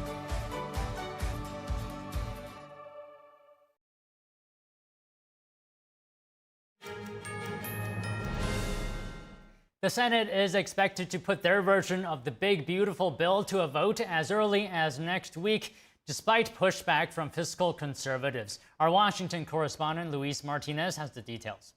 I appreciate what we've done in the Senate so far, much better than the House version. We're working on a few technical and other issues and trying to see if we can get the whole bill in a position to be supported. For Congress to keep its self-imposed deadline of having the reconciliation bill on the president's desk by July 4th, the Senate would have to pass the bill next week to allow the House to vote on it before the holiday weekend. I hope the Senate leadership is sharpening their pencils and ready to work all night, because this needs a lot of work. The bill in the Senate is pretty much held together with spit. That will change. How quickly it will change, I don't know. Some of my colleagues have the ability to go from angel to a-hole in about 3 seconds. For fiscal conservatives like Senator Rand Paul, the red line is the debt ceiling, which as of now would be raised by $4 trillion if the reconciliation bill passes. So none of this is really shifting the accumulation of debt or interest. And even with that, I could vote for the bill to make the tax cuts permanent. I think it's good for the economy, but I can't vote to add $5 trillion. At the point Republicans vote unanimously or virtually unanimously for the debt ceiling, they own the debt. If the debt ceiling is not raised, the U.S. would be at risk of defaulting on its payments as soon as mid-August. For budget hawks like Senator Ron Johnson, it's the spending cuts that are not enough. Well, first of all, nobody wants to sink this bill. My higher loyalty, though, is to my kids and grandkids, and we're mortgaging their future. That has to stop. What the House sent over is, I support most of the measures. It just doesn't go far enough. It's important to note that as of now, no Republican senator has pushed to scrap the bill altogether. It is also important to note that aside from the reconciliation bill, the Senate must vote before July 12th on the House-passed rescissions package, which would claw back $9.3 billion in government spending. Otherwise, the White House will be legally binded to disburse the money. Reporting from Washington, D.C., Luis Eduardo Martinez, NTD News. Now, President Trump is talking to media at the airport in New Jersey. Let's go to that. It up, and we've stopped a very vicious war. So that was an honor for me to be involved. I want to thank J.D. Vance for a great job, and also our Secretary of State, Marco Rubio, has done a fantastic job. So Rwanda, long-term war with the Congo, a very bloody war. They're all bloody, but this was a really bloody one. Is going to be making peace with Congo, and they can get on to making trade deals with the United States and other places and have a much more normal form of life. We're very honored by that. As you know, we did a very great job with India and Pakistan, and we had India in. It looks like we're going to be making a trade deal with India. And we had Pakistan in. It looks like we're going to be making a trade deal with Pakistan. And it's a beautiful thing to watch. Serbia, Kosovo, likewise. They've been fighting for years, and as you know, we brought that one to a conclusion. And now we have a couple of big ones. We have Russia, Ukraine, which is making a little bit of progress, and we have Israel, and nobody really knows what that one is all about. We're going to find out pretty soon, I guess. Mr. President, the Iranian foreign minister this afternoon said if the U.S. is serious about negotiations, that you would call up Israel and request that they stop their airstrikes. Will you make that request? Well, I think it's very hard to make that request right now. If somebody's winning, it's a little bit harder to do than if somebody's losing. But we're ready, willing, and able, and we've been speaking to Iran, and we'll see what happens. We'll see what happens. What was the thought process behind 2 week time to? Just time to see whether or not people come to their senses. That's all it is. Did the Europeans help at all in talking with the Iranians? No, they didn't help. No. Iran doesn't want to speak to Europe. They want to speak to us. Europe is not going to be able to help in this one. 20 years ago, you were skeptical of a Republican administration that attacked a Middle East country on the idea of questionable intelligence of weapons of mass destruction. How is this moment different with Iran? Well, there were no weapons of mass destruction. I never thought there were. And that was somewhat pre-nuclear. You know, there was a nuclear age, but nothing like it is today. And it looked like I'm right about the material that they've gathered already. It's a tremendous amount of material. And I think within a matter of weeks, or certainly within a matter of months, they're going to be able to have a nuclear weapon. We can't let that happen. I was very much opposed to Iraq. I said it loud and clear, but I was a civilian, but I guess I got a lot of publicity. But I was very much opposed to the Iraq war. And I actually did say, don't go in, don't go in, don't go in. But I said, if you're going to go in, keep the oil. But they didn't do that. What intelligence do you have that Iran is building a nuclear weapon? Your intelligence community has said they have no evidence that they are at this point. Well, then my intelligence community is wrong. Who in the intelligence community said that? Your Director of National Intelligence, Tulsi Gabbard. She's wrong. Mr. President, Chinese in any way helping Iran at this moment? Hearing reports of serious planes landing in Iran from China? They say that they're there to take people out, but I can't tell you about that. I get along very well with China, get along very well with President Xi. I like him, he likes me. We have a very good relationship. We'll see what happens. I can't imagine them getting involved. The decision that you need to make on Iran, whether to strike militarily, is this the biggest decision you'll have to make as president? Well, I can't tell you that. I have to see what happens. I can't, really say that. It depends what the decision is. But I wouldn't really be able to tell you that now. I'll tell you in about a year from now, maybe 5 years or 10 years from now. You never know about decisions. You never really know. Sir, would you support a ceasefire while the negotiations happen? I might, depending on the circumstances. Would you? It's very hard to stop. I will say this. It's very hard to stop. When you look at it, Israel's doing well in terms of war. And I think you would say that Iran is doing less well. It's a little bit hard to get somebody to stop. Sir, Liam Cosgrove with Zero Hedge. Former Congressman Matt Gaetz threw out an interesting idea suggesting that if you were to broker a deal where nuclear inspectors go into both Israel and Iran, that you could win a Nobel Peace Prize, and they might even rename it the Trump Peace Prize. Did you hear those? What do you think of that? Well, they should give me the Nobel Prize for Rwanda, and if you look, the Congo, or you could say Serbia, Kosovo, you could say a lot of them. You could say, the big one is India and Pakistan. I should have gotten it 4 or 5 times. I should get it for the, I would think the Abraham Accords would be a good one too. They won't give me a Nobel Peace Prize because they only give it to liberals. Would you support Iran being able to have nuclear, or would you support Iran being able to have civilian nuclear energy capabilities up to 3.76%? They're sitting on the top of one of the largest piles of oil in the world. I just don't know why they need that for civilian work. It's one thing for certain countries to say, hey, I want to have a certain amount where I can go nuclear a little bit because we need it for electricity, we need it for air conditioners, etc. But when you're sitting on one of the largest oil piles anywhere in the world, it's a little bit hard to see why you need that. Yeah. Iran or its proxies would wage terror attacks against American targets abroad if you order military action? We're always concerned about that, and we have to take them out and be very strong. You're even in danger talking to me right now. Do you know that? You are in danger talking to me right now. So I should probably get out of here, but you guys are actually in danger. Can you believe it? One more. Mr. President, is it still your expectation that NATO countries spend 5% of their GDP on defense spending? Well, I think they should do that. I don't think we should, but I think they should. We've been supporting NATO so long. In many cases, I believe paying almost 100% the cost. So I don't think we should, but I think that the NATO countries should, absolutely. And if a country like Spain decides not to? Well, NATO's going to have to deal with Spain. Spain's been a very low payer. They were always a very low payer. They were either good negotiators or they weren't doing the right thing. I mean, I think Spain has to pay what everybody else has to pay. Spain has been notorious for low pay. You know who else was a low payer, just about the lowest? A place called Canada. Because Canada said, why should we pay when the United States will protect us free? And they've been right about that. ICE. Ukraine, you've been making progress towards a peace deal, but I don't know if you know this, but Lindsey Graham and Mike Pompeo were there on the ground in Ukraine, seemingly doing the opposite, trying to provoke the Ukrainians to keep fighting. What do you think of that? Well, we're going to see, and people have to be very careful with what they say. They got to be very careful with their mouth, because their mouth can get them into a lot of trouble. One more. ICE. ICE has said that they're trying to arrest up to 3,000 individuals a day. There are some communities that are saying they are fearful of being wrongfully detained or separating some families, even if they are undocumented.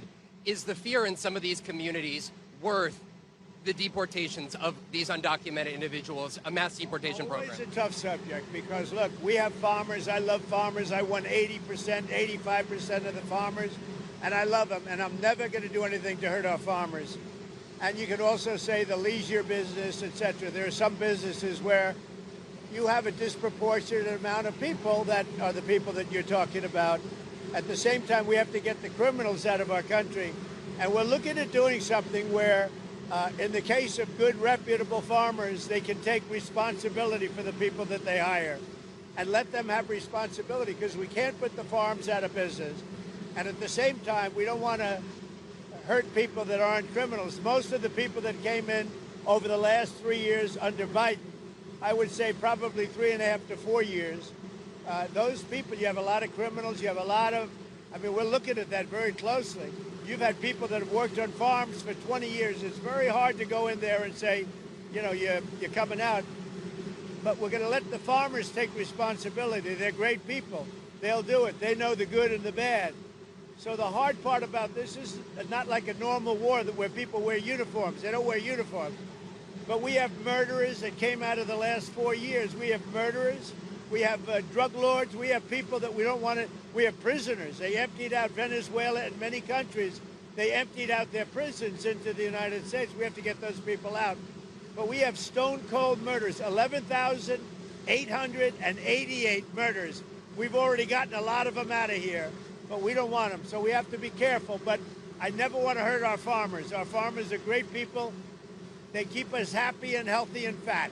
Are there other cities that you're going to try to replicate what you've done in Los Angeles? Well, I mean, we had a big victory last night in the Court of Appeals with respect to Los Angeles, but really the country, where Gavin Newsom, who's really an incompetent governor, he's just doing a terrible job between his fires, between all the houses burning down, his forest fires, and now Los Angeles.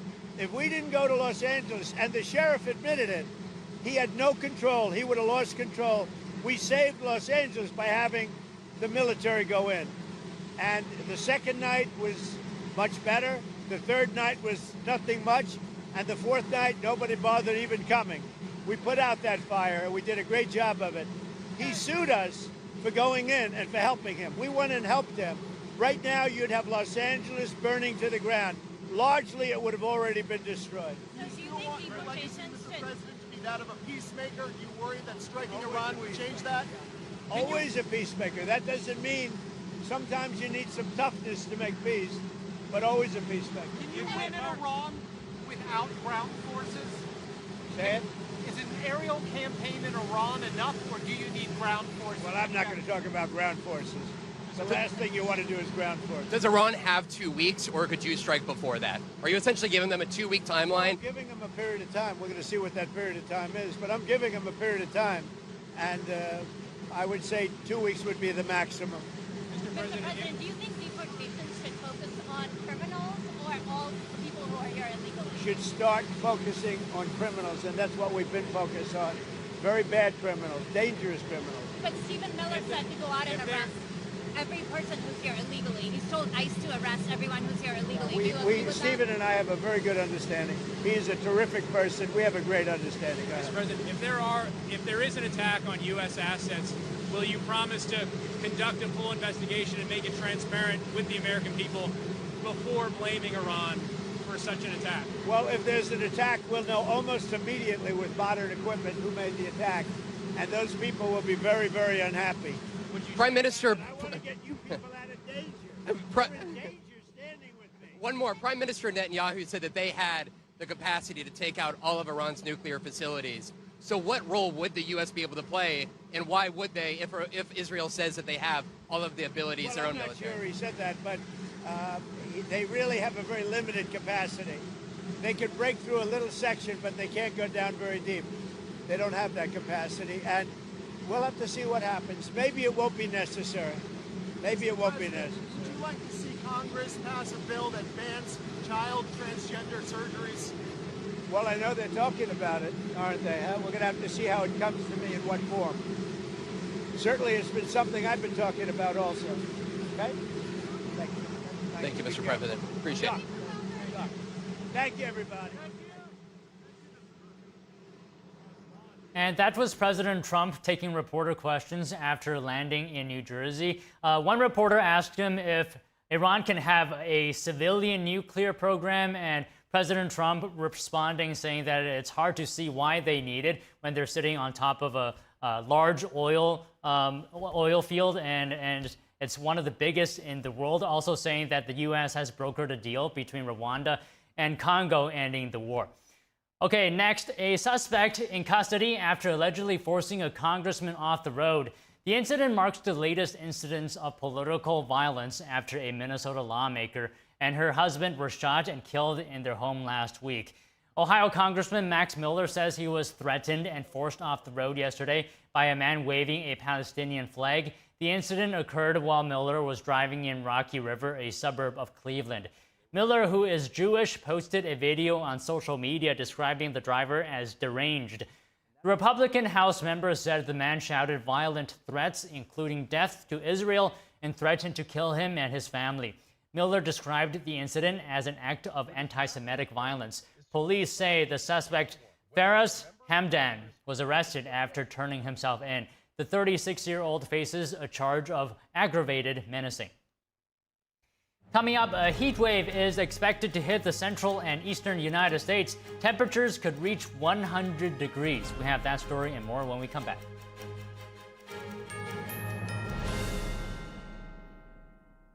Inflation is still driving up home repair costs. How are millions of homeowners saving money on unexpected bills? With Choice Home Warranty. Is a new refrigerator in your budget? How about a replacement AC unit?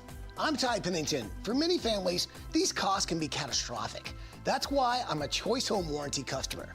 They've saved millions of homeowners from unexpected repair bills with an affordable monthly plan that provides peace of mind and helps avoid surprise expenses.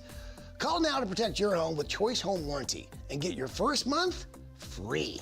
Choice Home Warranty offers plans that cover repair or replacement on up to 25 essential home systems and appliances. Protect your budget with a customizable Choice Home Warranty. We've been a Choice Home Warranty customer for almost 9 years. And we couldn't be more happy with their service that we get from Choice Home Warranty. Unexpected home repairs can quickly eat into your savings. It wastes time and fills you with stress. Choice Home Warranty is the most trusted name in home warranty. Call now to lock in a low monthly rate.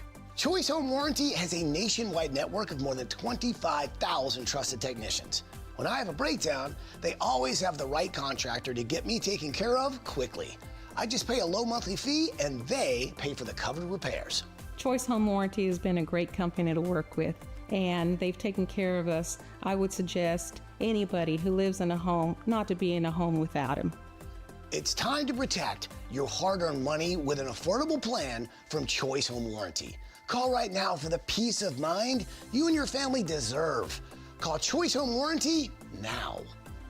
Protect your home and your wallet with Choice Home Warranty. Call now to get a free quote, your first month free, and save $10 a month for the first year. Call 800-983-4585, 800-983-4585, or go to choicehome.com. You see certain things get reincarnated in your children. My daughter is very much inspired by my wife's artistic pursuits. So my daughter started making necklaces. She makes what we call affirmation fashion. I tell her every day that your black is beautiful. Your black is beautiful. Your black is beautiful. And if there's anything better than being beautiful, it's being smart. And if there's anything better than being smart, it's being kind. And reaffirming that every day is our method of making sure her chin never drops. My dad wasn't around, and I remember riding a bike and falling off and cutting myself, and me never just wanted to get back on it. People ask, how your children learn how to ride a bike, and you didn't. I didn't teach them. I just created an environment where they taught themselves, and all I had to do was be there.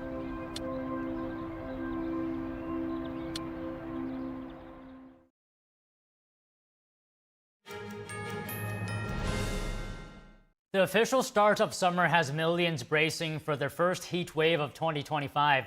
Temperatures are expected to rise to dangerous and potentially record-breaking levels over the weekend and into next week. Here's more. Extreme temperatures are forecast to hit the United States this weekend, impacting tens of millions from the Midwest to the Northeast, according to the National Weather Service. But this is not your run-of-the-mill hot summer week. We're facing 4 to 5 straight days of blistering hot heat.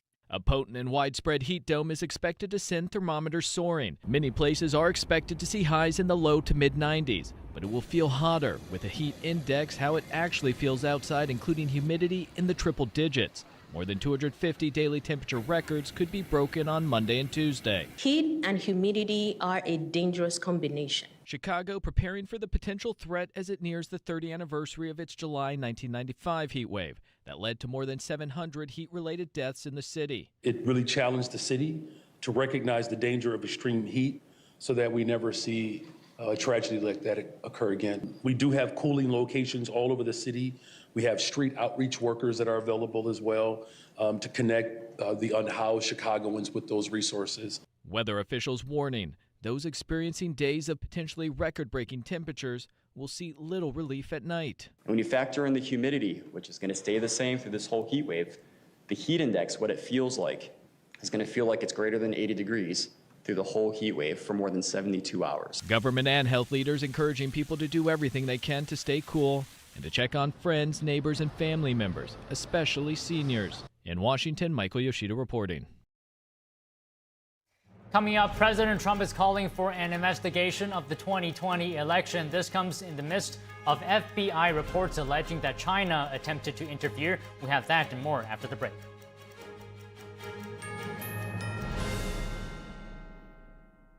The bladder control aisle. You won't shop here again. Your private business is your own. The constant struggle is over. Now there's a better way. It's HDIS. We home deliver bladder control products. We understand how you feel. For over 25 years, we've home delivered to many of the 20 million Americans who deal with incontinence. We offer all brands. We pay shipping and use plain, unmarked boxes. If we can help you or someone you care for, call for your free product sample pack and $45 in money-saving coupons. Our counselors will help you choose the right product. And unlike stores, we're always in stock. You'll get what you need. Satisfaction guaranteed. HDIS, the better way. For your free sample pack with your free catalog, $45 in money-saving coupons, and free product samples, call 1-800-701-6159. That's 1-800-701-6159. Kids love it. Parents trust it. Obviously. Explore GJW Plus Kids Series and Gone Geon Campus courses led by expert educators. This is spectacular. Children will learn values like respect, responsibility, and knowledge in language, science, and more. Wow. All while having fun. Perfect. Subscribe today at GJW Plus Kids, where learning meets fun.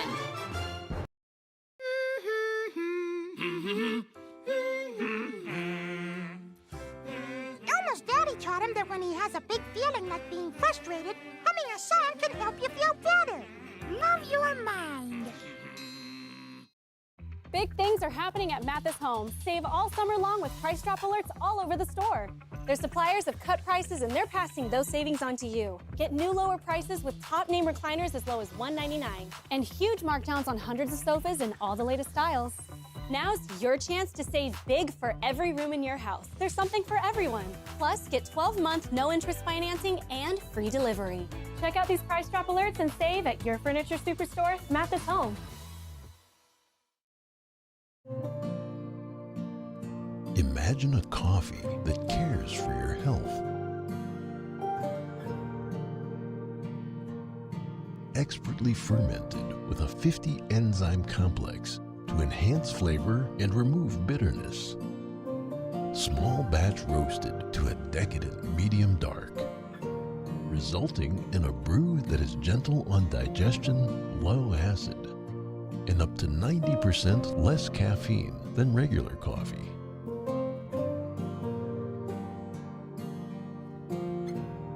Try America's first enzyme fermented coffee today.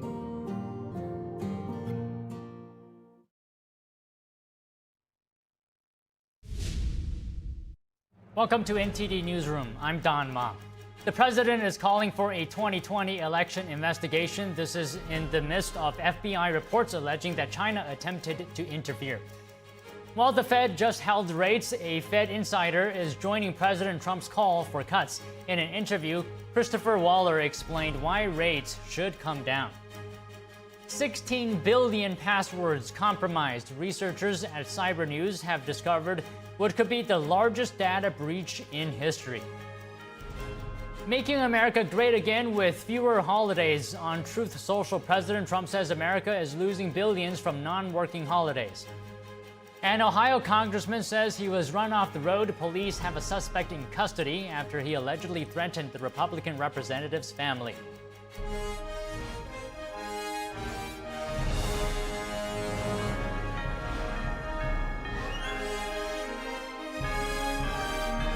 This is NTD Newsroom, live from our global headquarters in New York City. Good afternoon, and thanks for joining us. President Donald Trump is calling for a special prosecutor to investigate alleged election fraud in the 2020 election. This comes days after reports from the FBI that China conspired to execute a ballot fraud scheme in 2022, or rather 2020. NTD's correspondent Jason Blair reports. President Trump says an investigation into the 2020 elections needs to be carried out. On Truth Social, he alleges election fraud took place in 2020 and writes, "The evidence is massive and overwhelming. A special prosecutor must be appointed. This cannot be allowed to happen again in the United States of America. Let the work begin." This post from the president comes almost a week after the FBI reported that in 2020, China allegedly conspired to carry out a fake election ballot scheme by mass-producing fake driver's licenses. On June 16th, FBI Director Kash Patel said that he gave the newly declassified documents to Senator Chuck Grassley for review. Officials say these intelligence documents never underwent a full investigation. Journalist John Solomon told Just the News that Patel and Grassley have a lot of sleuthing to do. But for the first time, we do know the FBI had reason to think that China was trying to swing the election to Donald Trump, or to Joe Biden and away from Donald Trump. According to documents obtained by the Epoch Times back in 2020, the FBI alerted federal agencies about fake driver's licenses coming from China. However, the alert was later recalled and the FBI asked for the memo to be destroyed. And just weeks before this, authorities say that the U.S. Customs and Border Protection intercepted nearly 20,000 fake IDs, most of which were made in China. Reporting in Washington, D.C., Jason Blair, NTD News. Areas across Israel are under attack from Iran today. Dozens are reported injured and multiple residential buildings are damaged. That says Iran's foreign minister is in Europe for talks with EU officials. NTD's international correspondent Arian Pazdar has the Israel update. A residential building in the Israeli city of Haifa is destroyed after an Iranian missile struck on Friday. The Iranian regime targeted areas in northern Israel. Medics transported injured civilians to a nearby hospital after the attack. 20 people are reported injured because of the strike. Meanwhile, in southern Israel, 6 people are reported injured and multiple apartment buildings damaged after the Iranian barrage on Friday. Destroyed cars could be seen in the area, which came under attack. The Israeli military now says it will intensify the attacks on Iran. We are deepening the strikes and will continue to strike. We have many targets to strike. We have been preparing for the length of this operation. Meanwhile, in Geneva, Iran's foreign minister is meeting with counterparts from the European Union. They're set to discuss Iran's nuclear program. Israel's ambassador to the United Nations in Geneva commented on the meeting. He laid out what Israel wants European partners to aim for in the talks with Iran. We expect the European foreign ministers to take a firm stance vis-à-vis Iran and demand that there is a complete rollback of the nuclear program. He added that Israel also seeks the dismantling of Iran's ballistic missile arsenal and that Iran's regional terrorist activities should come to an end. Before his talks with European delegates, Iran's foreign minister addressed the United Nations in Geneva. Israeli attacks on nuclear facilities are grave war crimes.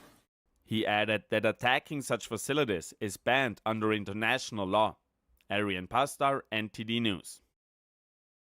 The State Department is urging American citizens abroad to be on alert as Israel and Iran continue to trade strikes.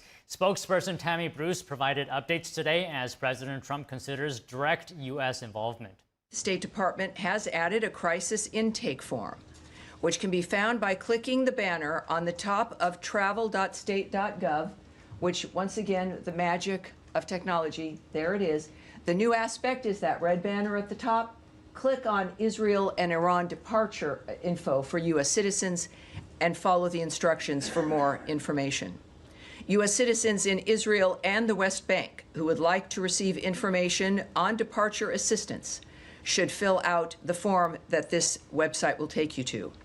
This crisis intake form will also allow U.S. citizens in Iran to register their information. We do not anticipate offering direct U.S. government-assisted departure from Iran. Americans seeking departure should take advantage of existing means to leave. The U.S. Embassy in Jerusalem has said it is working on possible evacuation flights and ships for Americans wanting to leave Israel. There are about 700,000 American citizens in Israel, the vast majority of whom are dual citizens. There are several thousand Americans believed to be in Iran, and most of them also dual citizens. I want to reiterate the statement from President Trump, delivered by my colleague Caroline yesterday. Quote, based on the fact that there is a substantial chance of negotiations that may or may not take place in the near future, I will make my decision of whether or not to go within the next 2 weeks.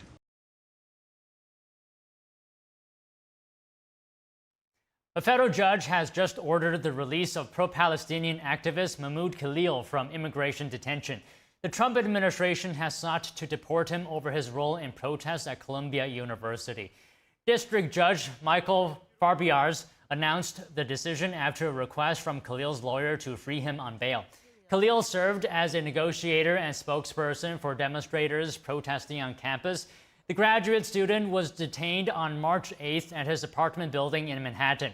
He's been held in a Louisiana detention center since then. While Khalil isn't accused of breaking the law, the Trump administration argues that his activities during the Columbia protests were anti-Semitic and undermined U.S. foreign policy. Khalil's lawyers argue the activist was arrested for political speech protected by the First Amendment. A 20-year-old man was arrested during an immigration operation in Southern California and was all caught on video. Agents say he assaulted an officer after confronting them during someone else's arrest. NTD's Christina Corona tells us more from California.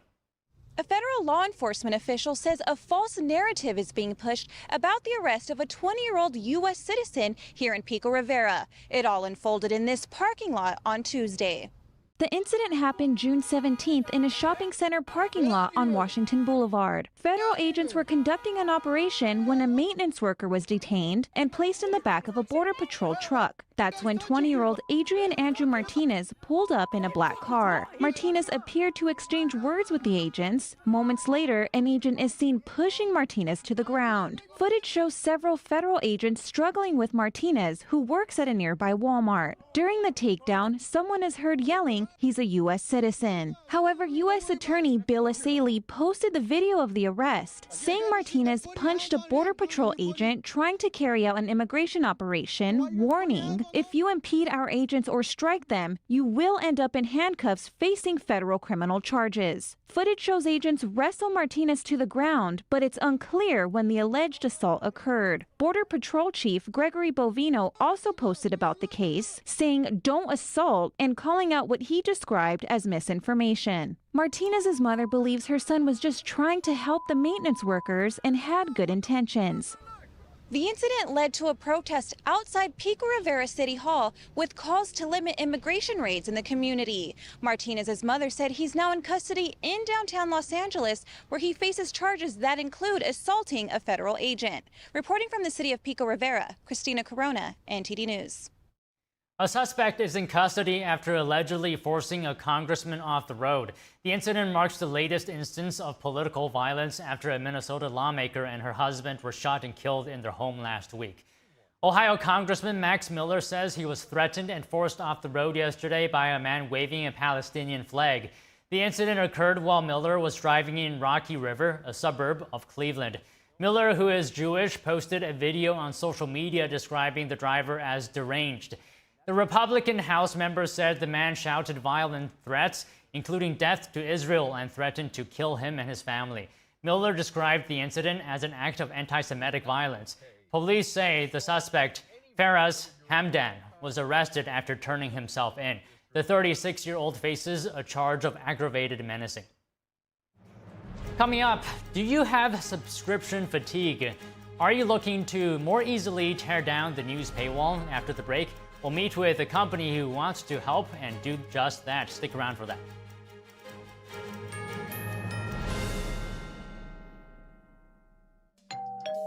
Hi, I'm Ty Pennington, here for Choice Home Warranty. They protect my home from expensive repairs, and they can do the same for you. No matter if it's your refrigerator, plumbing, or more than 20 other home systems and appliances, Choice Home Warranty has saved millions of homeowners a whole lot of money. For a low monthly fee, you get their nationwide network of trusted local technicians with plans that cover repairs and replacements done quickly and the right way. No more headaches searching for technicians. No more budget-breaking chaos. Just a peace of mind of having Choice Home Warranty at your service. Call Choice Home Warranty now and save big with their special offer of your first month free and free limited roof coverage. Call now.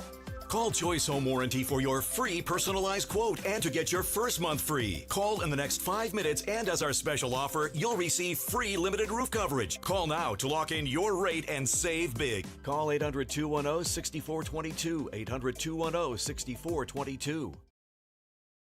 I go by Jackie. I'm 44 years old. I had 3 kids at the time and single mother. I was working 60 hours a week. Still couldn't pay the bills. Skip meals so that they could eat.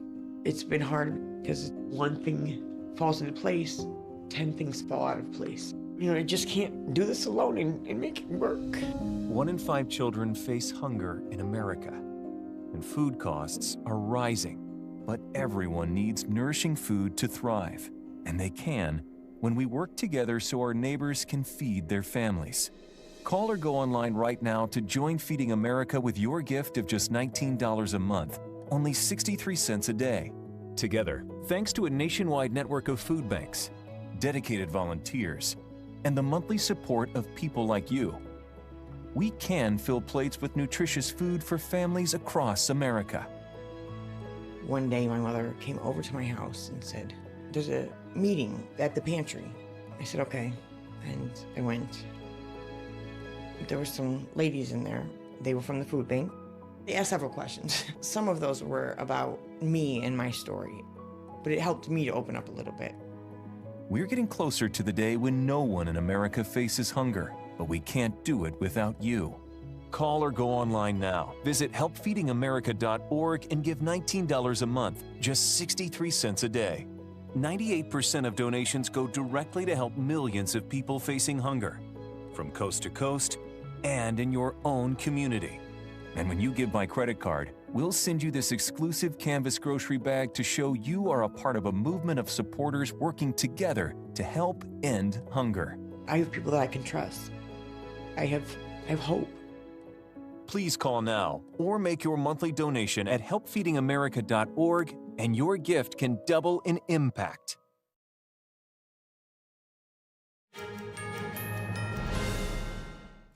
News publishers are struggling, revenue is down, subscribers are leaving, and customer habits are changing.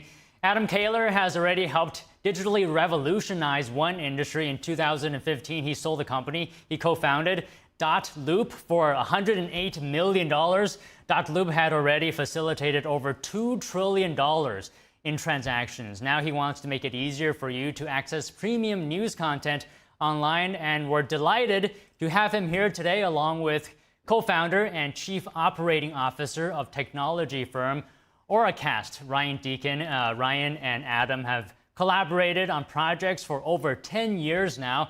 So good to see you guys, Adam, Ryan. So how's it going? How has New York been these couple of days? Busy and hot. Busy. This isn't your first time right here. No. We've been in New York a bunch of times, but yeah, it's always great to come back. Yeah, you guys should definitely try the Peter Luger Steakhouse. I'm sure you've heard of that. Oh, I have heard. Yeah, I've tried Peter Luger's. Yes, it's excellent. Yeah. Yeah. Did you guys try the steak for two? It's very tender. No, last time I was here, I actually tried it. Yeah. Today we were on a pizza hunt. So we went on one of the apps and we looked up some recommendations, and there was 5 of them, and we found one, and it was excellent. Yeah. Yeah, we have a guy really into pizzas here. I'm sure you guys are going to be best friends if you had a conversation on pizza. There you go. But let's talk about your story here. Very moving, very inspirational. I mean, when I heard it, I just thought to myself, this is a real rags to riches story. I mean, it's incredible. So let's start from there on some of the projects that you guys are working on right now. Starting with you, Adam. I don't know about you guys, but hitting paywalls on interesting news stories, so frustrating, right? I mean, it's a real pain, and you're working on to remove that. How do you plan to solve that problem? Yeah, so sure, paywalls, for some reason, this is the only industry I know about that actively scares away its customers.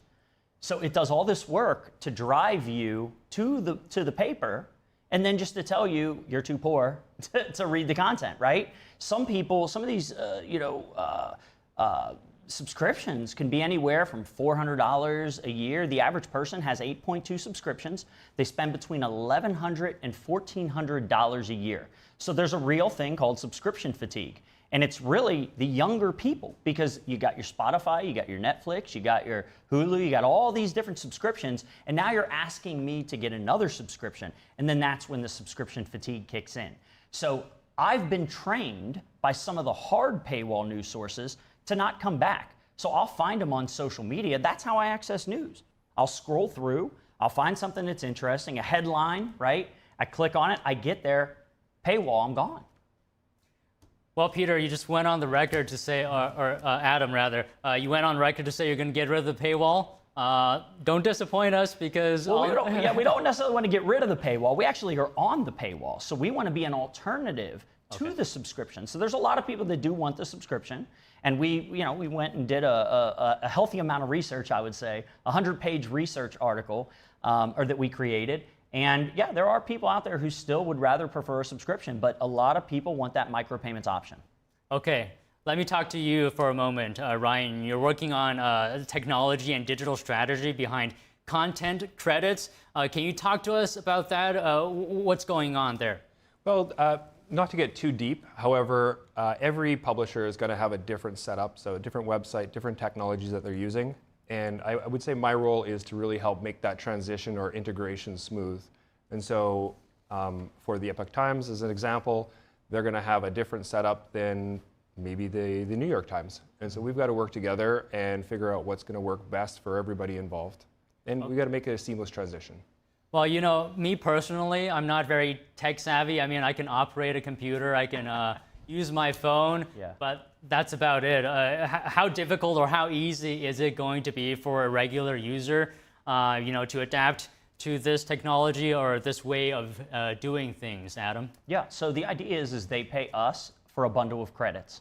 And then as long as they're logged into their web browser, they can go to any of our partner websites. When that paywall pops up and they see that Buy with Content Credits button, they click that, paywall comes down. It's that easy. Okay, anything to add, Ryan? No, the key user is the end user. So if we make that process simple for them, then there's no reason for them to not purchase an article. Okay, well, sounds good. And Adam, I understand that you're working on a bunch of stuff as of right now. For example, real estate investment, co-working spaces, you want a digital marketing agency hosting podcasts. I mean, I can barely get one thing done per day. Can you just give us some of your strategies here? How do you do so much? Well, I have a personality type that doesn't like to do one thing. That's the problem. And, you know, surrounding myself with good people like Ryan and having a vast network. I think one of the benefits to being an entrepreneur at this point in my life is I have a pretty big network of people. And, you know, we solve problems digitally for a lot of our customers. And, you know, the news industry is a laggard when it comes to technology. And, you know, there's these issues with, like I said, zero-click search and a lot of things. And we see problems and we want to fix them. And, you know, being able to monetize that 85% of traffic that's coming to a news website that just bounces. I always ask the question, I say, how do you monetize that traffic now? We don't. Well, here we are to help you do that. Okay, Ryan, what changes should we expect in user habits? I mean, has that opened up an opportunity for content credits? Well, I guess that's a loaded question, but user behavior is definitely changed because of the paywalls that now are integrated everywhere and zero-click search. So what we're trying to do is open up another revenue stream for these publishers, and I think that's going to make a big difference. Okay. Well, talk to you for a moment, Adam. As I mentioned earlier, back in 2015, you sold .loop to Zillow for over $100 million. Can you talk to us about that journey? Yeah, I mean, I was just working in an ad agency, you know, and I'd, you know, making regular ad agency money, and I always wanted to be an entrepreneur, and I wasn't at that point. I was purchasing some real estate in my old neighborhood, and a buddy of mine, one of our co-founders, Matt Vorst, he came up to me and he said, hey, I know a guy who has an idea for a really cool software. Would you want to talk to him? And they were looking for someone, a graphic designer, who had some experience in real estate. And we met at a Panera Bread up by the University of Cincinnati's campus, and 18 months later, we had a working piece of software. And, you know, it was hard. Austin Allison was the one who came up with the idea, and he was out raising money, and we kept having to, you know, take deals, equity deals, and you know, we kept getting diluted. And then at one point, we went to a big conference, and one of the executives of a very large real estate company came by, and they had 80,000 agents.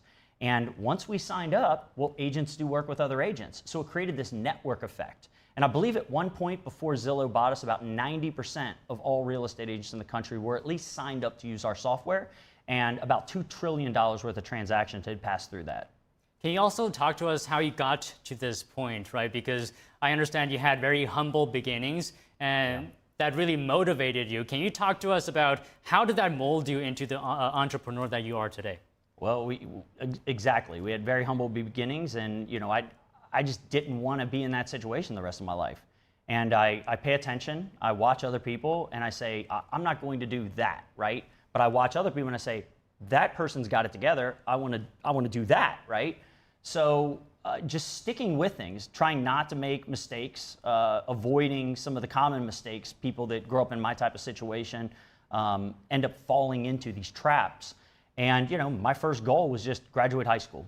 If I could just graduate high school, that'd be fine. And then one thing led to the other. I went to the Art Institute of Pittsburgh for computer animation multimedia. I wanted to do like Toy Story type stuff, right?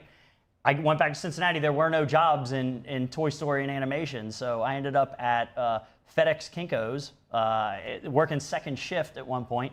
But you leverage things, right? You just got to stick with it. You got to know what your goals are, and you just got to fight every day, and you got to build up skills that people want.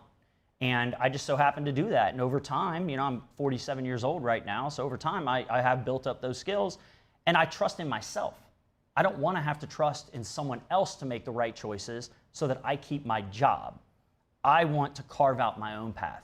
And nobody is going to trust, you're not going to be able to trust anyone besides you in your life as much as you, right? So that's what I did. Well, I mean, that's really important because a lot of people fail to change their situation because they're just not determined enough. You know, they give up halfway. And I understand, Ryan, you also had humble beginnings. Would you like to share with us some of your journey? Yeah, sure. Maybe not as humble as Adam's, let's just say. However, I would say maybe my driver is a little bit different. My passion is truly helping businesses and people. So I guess really the goal is to make sure that everything works smoothly, and there's nothing that gives me more gratitude than somebody else appreciating our work.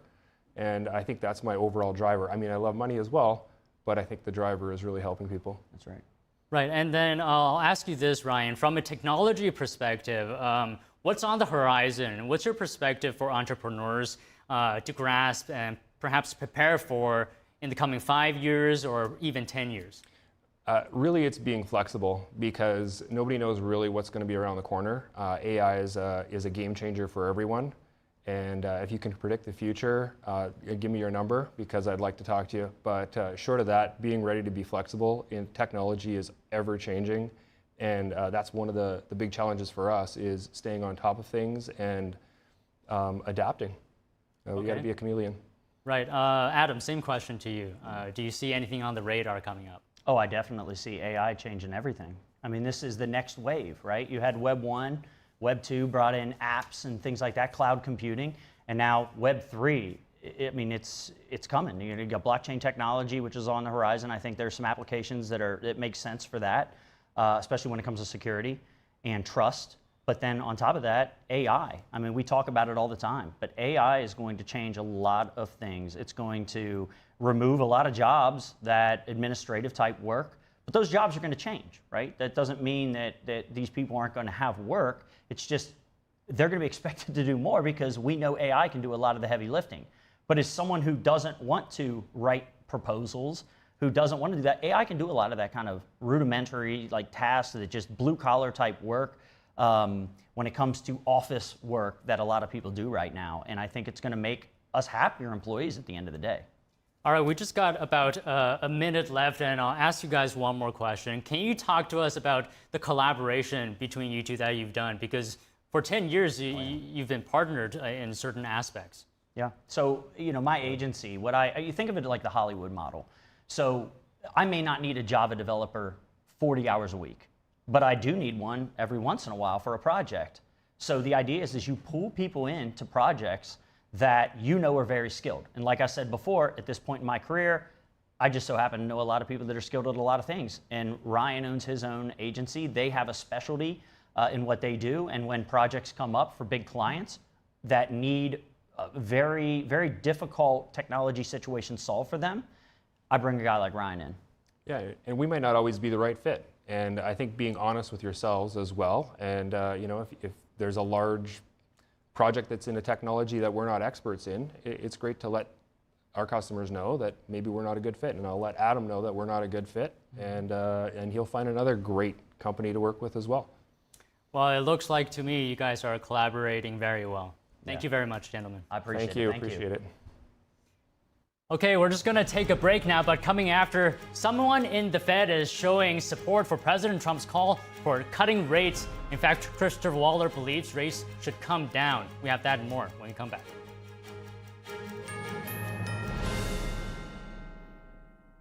To celebrate our newest launch, Rev 7, I'm bringing you an amazing introductory offer, plus an exclusive overstock sale that you're not going to want to miss. Rev 7 is our premium energy drink that tastes great and gives you energy all day with no jitters and no crashes. That's because there's no sugar and no caffeine. I'm so sure you're going to love Rev 7 that for a limited time you can try our 3-pack absolutely free. Or check out our Percale bed sheets. I can't believe I'm even going to say this.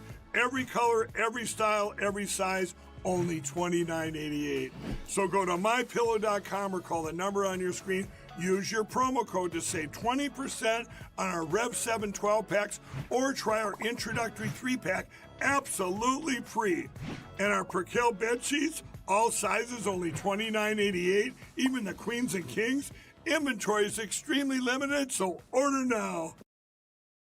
As we naturally age, many people are getting zero amount of this incredible and unique substance. That's when we start seeing an impact in our joints, skin, nails, and even our digestion. People ask me, Dr. X, what is the #1 supplement I should be taking?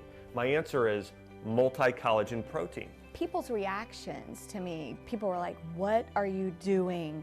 What is going on? You look amazing. You have a glow about you. What makes Ancient Nutrition Multi-Collagen stand out from other brands? 10 types of collagen. It's grass-fed, pasture-raised with vitamin C and probiotics. It's proven to reduce joint discomfort rapidly, continuously, and persistently. It improves the appearance of crow's feet after 4 weeks and improves skin tone after 8 weeks. And it promotes hair thickness, growth, and a reduction in hair breakage. It has transformed everything from my hair. Like, my hair was starting to kind of just, come out, and I don't have that anymore. My skin feels amazing. Call the number on your screen and find out how to get a free bottle when you order, plus free shipping and our 30-day money-back guarantee. And as a bonus, we will include Dr. Josh Axe and Jordan Rubin's revolutionary book, Multi-Collagen Makeover, free with your order, plus free shipping and free returns. I have implicit trust in Dr. Axe because the plan worked. I'm living proof of it. This is the collagen protein that is backed by clinical studies. It's what my family uses, it's what I use, and I know you're going to benefit in a big way as well. Love the results or get your money back. This special TV offer is not available in stores. Call the number on your screen or go online now.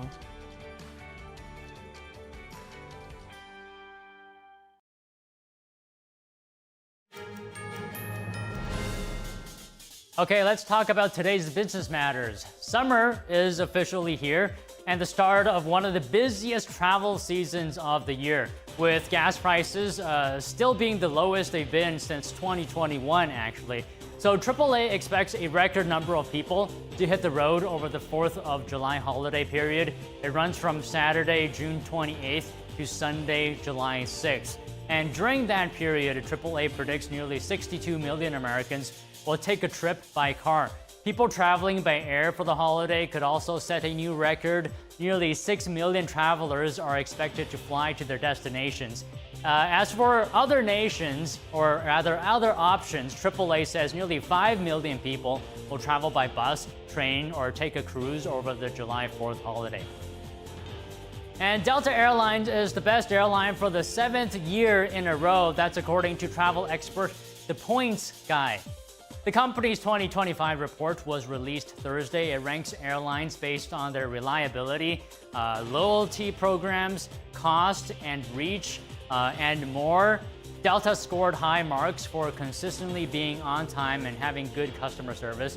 In the number 2 and number 3 spots are the best airlines list are United and Southwest. And a top Fed official is echoing President Trump's calls for interest rate cuts. Christopher Waller serves on the Federal Reserve's Board of Governors. In an interview, he said that we're in a good place to bring rates down. He said effects from Trump's tariffs will be limited and will likely result in a one-off inflation increase. In Waller's opinion, the central bank should deliver cuts as soon as next month, but he stopped short of calling for Trump's proposed cut of 2.5%.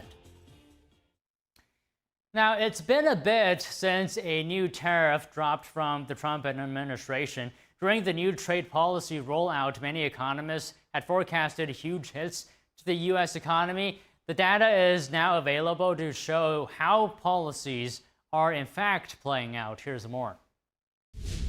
As President Trump unveiled one new tariff after another, it may have felt like economists were going tit for tat with dire forecasts. Many predicted sharp price increases and a reignited inflation crisis. The data is now in to see if they were right. Opinions on tariffs aside, the numbers show inflation is lower now than when President Trump took office. The Bureau of Labor Statistics reported consumer prices rose 2.4% last month. That's only slightly higher than April, which was the economy's lowest inflation in 4 years. Core inflation, which strips out volatile categories like food and gas, also reported its lowest reading since 2021 in April. This is based on the Personal Consumption Expenditures Price Index, which is closely followed by the Federal Reserve. Fed Chair Jerome Powell said this week that prices have increased on only a few items due to tariffs. Research firm Telsey Advisory Group is backing that up. Out of 80 consumer items it tracks, it said this week only 19 gained prices since April, while 16 prices dipped. Telsey noted this could be because companies are still working with pre-tariff inventory. Now, as summer getaways get underway, a new study reveals the most expensive U.S. destination. Avid skiers won't be surprised that the answer is Aspen, Colorado. This is based on a study by Go Banking Rates. Known for its pristine winter conditions, the city is actually an expensive trip any time of the year. That's because during summer, Aspen offers scenic hiking and biking trails. The study found a trip for 2 or 3 days will cost about $2,700. Rounding out the top 3 most expensive tourist cities in the U.S. are Santa Barbara, California, and Anchorage, Alaska. As for most affordable states to visit, Florida narrowly beat out California.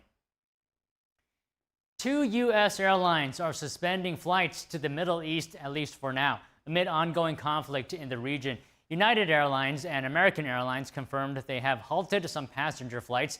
For United, daily flights between Newark International Airport and Dubai are now paused.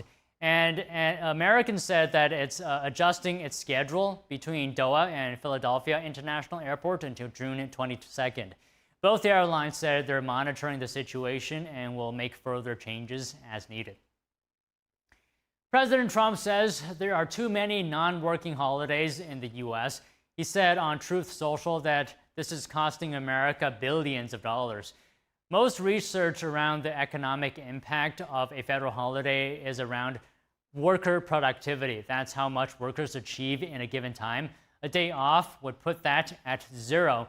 A study found manufacturing is among the hardest hit sectors, but other research shows paid time off, including federal holidays, increases morale and productivity over time. A recent MIT study suggests that using advanced AI tools while making some tasks easier reduces brain activity. Participants in the experiment were split into 3 groups that used either ChatGPT, Google search, or only their brains. NTD's Sean Marshall describes the results. An MIT study finds that using ChatGPT for specific tasks could have negative effects on the brain. 3 groups of participants were tasked to write essays in order to find out the cognitive effects of large language models like ChatGPT. One group using the large language model ChatGPT, one group using a search engine, and another group using their brains only. The recently published paper by MIT found that the people in the experiment who wrote essays using ChatGPT had substantially weaker neural connections compared to the other 2 groups. They also had difficulty remembering information from earlier in the experiment, and their brain activity appeared to reset to a beginner's level in regards to the essay topics, possibly because participants who used LLMs were more likely to copy and paste, edited their work less, and struggled to recall information from their own writings. But the brain-only participants could easily remember their earlier writings. One interesting finding was that when a participant switched from ChatGPT to using their brain only, they had increased neural activity. The LLM group's participants performed worse than their counterparts in the brain-only group at all levels, neural, linguistic, and scoring. MIT researchers hope that this study serves as a preliminary guide to understanding the cognitive and practical impacts of AI on learning environments. It suggests that how you use an AI assistant will determine the positive or negative effects on the brain. Sean Marshall, NTD News. It may be time to reset your passwords just to be safe. Researchers at Cyber News are reporting one of the largest data breaches in history. In total, researchers found 16 billion passwords have been exposed. This is across major global tech companies, from Google and Apple to Telegram. The likely source is a malicious software known as InfoStealers. It extracts sensitive information from infected devices and sends this to cyber criminals. Experts say there are services that show if your personal information has been posted on the dark web. As for password protection, they recommend having up-to-date anti-malware, not reusing passwords across sites, and using two-step authentication. How glued to your phone are you for news alerts? Apparently, many of us are keeping those at a distance. A new global survey was done by the Reuters Institute for the Study of Journalism. 79% of people said they don't get any news alerts during a typical week. 43% of respondents said they actively disabled such notifications. The report finds the reason that phone users is getting too many or find them not useful. Researchers found that the prevalence of news alerts has increased significantly over the past decade in many countries. In the U.S., the proportion of people getting notifications on a weekly basis has grown from 6% to 23% over the past decade. Pope Leo XIV is urging companies developing artificial intelligence to abide by an ethical criterion that respects human dignity. The Pope says AI needs to account for the well-being of humans, not only in material ways, but also intellectually and spiritually. The pontiff's call for an ethical AI framework came in a message sent Friday to a gathering on AI attended by Vatican officials and Silicon Valley executives. It was the second of two-day meeting for tech leaders in Rome.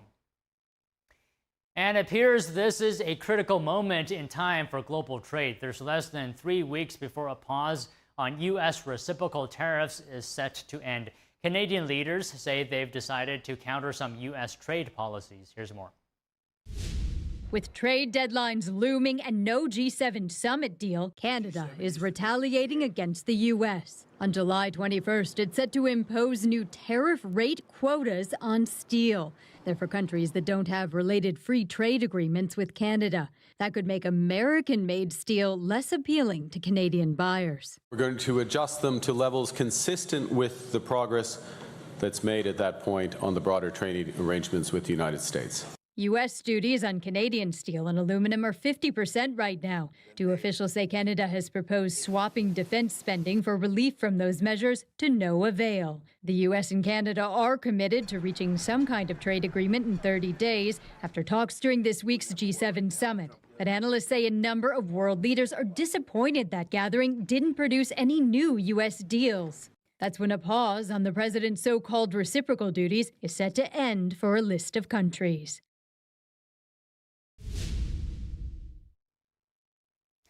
The European Union plans to impose restrictions on purchases of Chinese medical devices, but only if the contracts are over $5.7 million. The restrictions stem from a 2022 law meant to promote mutual market access. It's the first time the law has been used. The European Commission said Chinese medical device exports to the European Union between 2015 and 2023 more than doubled. The law does not apply to deals with private European companies. European countries have said the Chinese regime has not tried to correct several trade imbalances in other sectors as well. The European Commission president said this week that Beijing was the source of trade and economic problems for the G7 group of countries. And Florida has subpoenaed 2 medical companies selling Chinese-made patient monitors. The state's attorney general says there are concerns the devices could send patient data to China. The 2 companies are Contech Medical Systems and Epsimed. Florida alleges Contech concealed serious security problems in its products. That includes a built-in backdoor that could allow bad actors to manipulate data on the devices. Another issue is programming that automatically sends patient information to an IP address that belongs to a university in China. The Attorney General called the problems a major consumer protection issue. Epsim confirmed they have received the Attorney General's request and they're cooperating. Contech didn't immediately respond to a request from the Epoch Times for comment. Okay, on to markets. Today, U.S. stocks closed mostly lower and oil prices fell, and this comes as investors reacted cautiously to President Trump's decision to delay immediate military action in the ongoing Israel-Iran conflict. So while the Dow Jones eked out a small gain, S&P 500 and the Nasdaq ended in the red after a volatile session today. Brent crude dropped about 2.3% for the day, but still logged a weekly gain, reflecting ongoing uncertainty. Meanwhile, global equity markets were mixed. European and Asian shares showed modest gains, partly buoyed by South Korea's new president's stimulus pledges. However, global overall sentiment remained muted, with MSCI's global index barely changing. And that's it for today's Business Matters. Coming up, a heat wave is expected to hit the central and eastern United States. Temperatures could reach 100 degrees. We have that story and more when we return.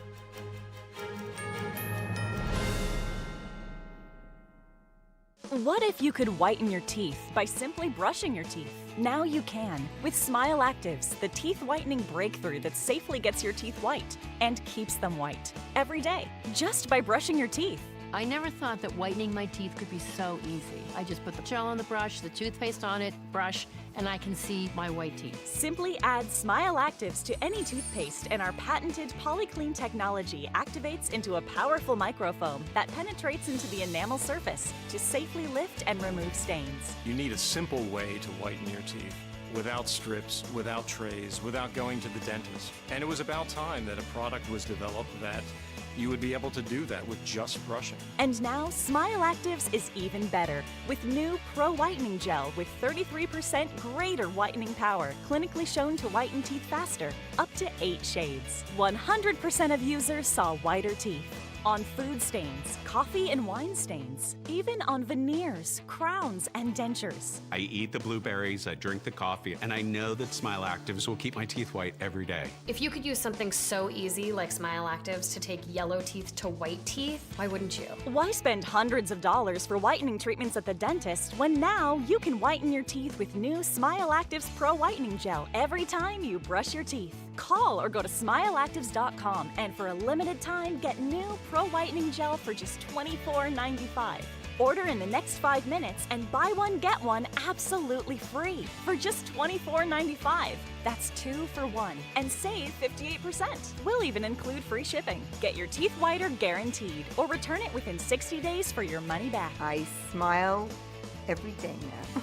The difference is literally night and day. So now I'm always smiling, always choosing, because now my teeth are much whiter. This offer is not available in stores, so call or click now before the special buy one get one free offer goes away.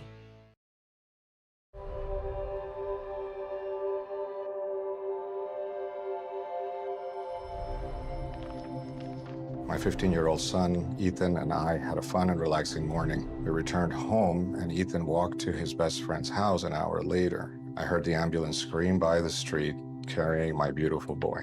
Ethan was shot in the head in his best friend's house with an unsecured gun. He had 0 chance of survival. The father, the gun owner, he stored his 3 guns and bullets in a shoebox. How do you feel?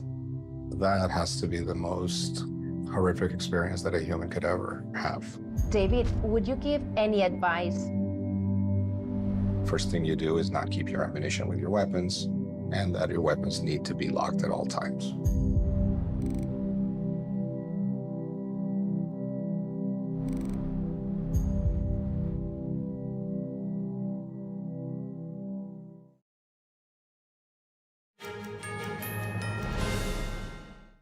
The Senate is expected to put their version of the big, beautiful bill to a vote as early as next week, despite pushback from fiscal conservatives. Our Washington correspondent, Luis Martinez, has the details. I appreciate what we've done in the Senate so far, much better than the House version. We're working on a few technical and other issues and trying to see if we can get the whole bill in a position to be supported. For Congress to keep its self-imposed deadline of having the reconciliation bill on the president's desk by July 4th, the Senate would have to pass the bill next week to allow the House to vote on it before the holiday weekend. I hope the Senate leadership is sharpening their pencils and ready to work all night, because this needs a lot of work. The bill in the Senate is pretty much held together with spit. That will change. How quickly it will change, I don't know. Some of my colleagues have the ability to go from angel to a-hole in about 3 seconds. For fiscal conservatives like Senator Rand Paul, the red line is the debt ceiling, which as of now would be raised by $4 trillion if the reconciliation bill passes. So none of this is really shifting the accumulation of debt or interest. And even with that, I could vote for the bill to make the tax cuts permanent. I think it's good for the economy, but I can't vote to add $5 trillion. At the point Republicans vote unanimously or virtually unanimously for the debt ceiling, they own the debt. If the debt ceiling is not raised, the U.S. would be at risk of defaulting on its payments as soon as mid-August. For budget hawks like Senator Ron Johnson, it's the spending cuts that are not enough. Well, first of all, nobody wants to sink this bill. My higher loyalty, though, is to my kids and grandkids, and we're mortgaging their future. That has to stop. What the House sent over is, I support most of the measures. It just doesn't go far enough. It's important to note that as of now, no Republican senator has pushed to scrap the bill altogether. It is also important to note that aside from the reconciliation bill, the Senate must vote before July 12th on the House-passed rescissions package, which would claw back $9.3 billion in government spending. Otherwise, the White House will be legally binded to disburse the money. Reporting from Washington, D.C., Luis Eduardo Martinez, NTD News. A high court win for energy companies. A majority of Supreme Court justices today are allowing fuel producers to proceed with their lawsuit against a federal agency. Here's more on that, as well as a win for victims of terrorism abroad. Fuel producers can challenge California's emissions regulations. The Supreme Court on Friday said they are not barred from advancing a lawsuit against the EPA. The EPA approved California regulations that require automakers to manufacture more electric vehicles and fewer gas-powered cars. In a 7-2 decision, the majority overturned an appellate court's dismissal of the case. In the case below, the EPA didn't challenge the company's standing under Article 3 of the Constitution. However, California and several other states with similar regulations intervened to defend the EPA's approval. Justice Brett Kavanaugh, writing the majority opinion, acknowledged that the regulations are not directly imposed on the fuel producers, but said they clearly will impact gasoline purchases and cause monetary injury. Justices Sonia Sotomayor and Ketanji Brown Jackson dissented. Also on Friday, a tripled jury award of nearly $219 million will stand. The High Court unanimously upheld a federal law called Promoting Security and Justice for Victims of Terrorism. In 2019, the law amended the Federal Anti-Terrorism Act, which had created a right for American victims of terror attacks outside the U.S. to sue in U.S. courts. Under the amendment, the Palestine Liberation Organization and the Palestinian Authority indirectly consent to being sued in the U.S. when they pay terrorists to kill or injure Americans. The Palestinian Authority operates a so-called Martyrs Fund that sends money to the families of Palestinians who were killed, imprisoned, or injured while committing acts of violence against Israel. The plaintiffs, family members of American victims killed or injured abroad, had successfully won a 7-week trial in 2022. Arlene Richards, NTD News. The official start of summer has millions bracing for their first heat wave of 2025. Temperatures are expected to rise to dangerous and potentially record-breaking levels over the weekend and into next week. Here's more. Extreme temperatures are forecast to hit the United States this weekend, impacting tens of millions from the Midwest to the Northeast, according to the National Weather Service. But this is not your run-of-the-mill hot summer week. We're facing 4 to 5 straight days of blistering hot heat. A potent and widespread heat dome is expected to send thermometers soaring. Many places are expected to see highs in the low to mid-90s, but it will feel hotter with a heat index how it actually feels outside, including humidity in the triple digits. More than 250 daily temperature records could be broken on Monday and Tuesday. Heat and humidity are a dangerous combination. Chicago preparing for the potential threat as it nears the 30th anniversary of its July 1995 heat wave that led to more than 700 heat-related deaths in the city. It really challenged the city to recognize the danger of extreme heat so that we never see a tragedy like that occur again. We do have cooling locations all over the city. We have street outreach workers that are available as well to connect the unhoused Chicagoans with those resources. Weather officials warning those experiencing days of potentially record-breaking temperatures will see little relief at night. And when you factor in the humidity, which is going to stay the same through this whole heat wave, the heat index, what it feels like, is going to feel like it's greater than 80 degrees through the whole heat wave for more than 72 hours. Government and health leaders encouraging people to do everything they can to stay cool and to check on friends, neighbors, and family members, especially seniors. In Washington, Michael Yoshida reporting. Every year in Mechanicsburg, Pennsylvania, residents and visitors come together for Jubilee Day. It's a summer tradition held every third Thursday in June, and it's been going strong for nearly 100 years. Here's a closer look at what organizers call the East Coast's biggest and oldest one-day street fair. This year's 95th Jubilee Day includes over 300 vendors from all over. More than 70,000 people come to enjoy the food, music, and shopping. There's also a children's area with fun activities for kids and families. Everybody's happy, everybody's out having a good time, everyone's talking and enjoying the food and the drink, so it's bringing everyone together today. Delicious smells fill the air as you walk through this small town. Food stands and trucks serve tasty surprises. It's my favorite. It's always getting lemonade and the kettle corn and maybe stopping at JoJo's to get some gluten-free pizza. Favorite so far is definitely the Kanagawa restaurant, just because like my dad and I used to go there a lot, usually weekly actually, so it brings back a lot of memories. You can take a look at the vendors under the pop-up tents.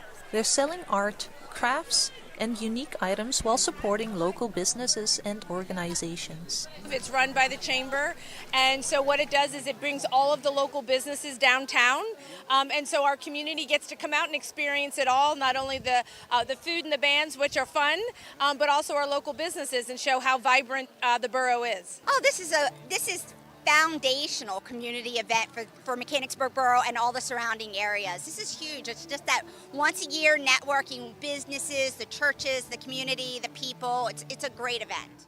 My most proud is we get through this each year. Everybody has a good time, goes home, a full belly and a happy smile. Jubilee Day ran from 10 in the morning to 9 at night. The fun happened on Main Street between York and Walnut Streets. It also continued on Market Street from Simpson Street to Strawberry Avenue. And that's it for today. Thank you for watching NTD Newsroom on Don Ma. Stay with us for NTD Evening News at 6 p.m. Eastern Time, 3 p.m. Pacific.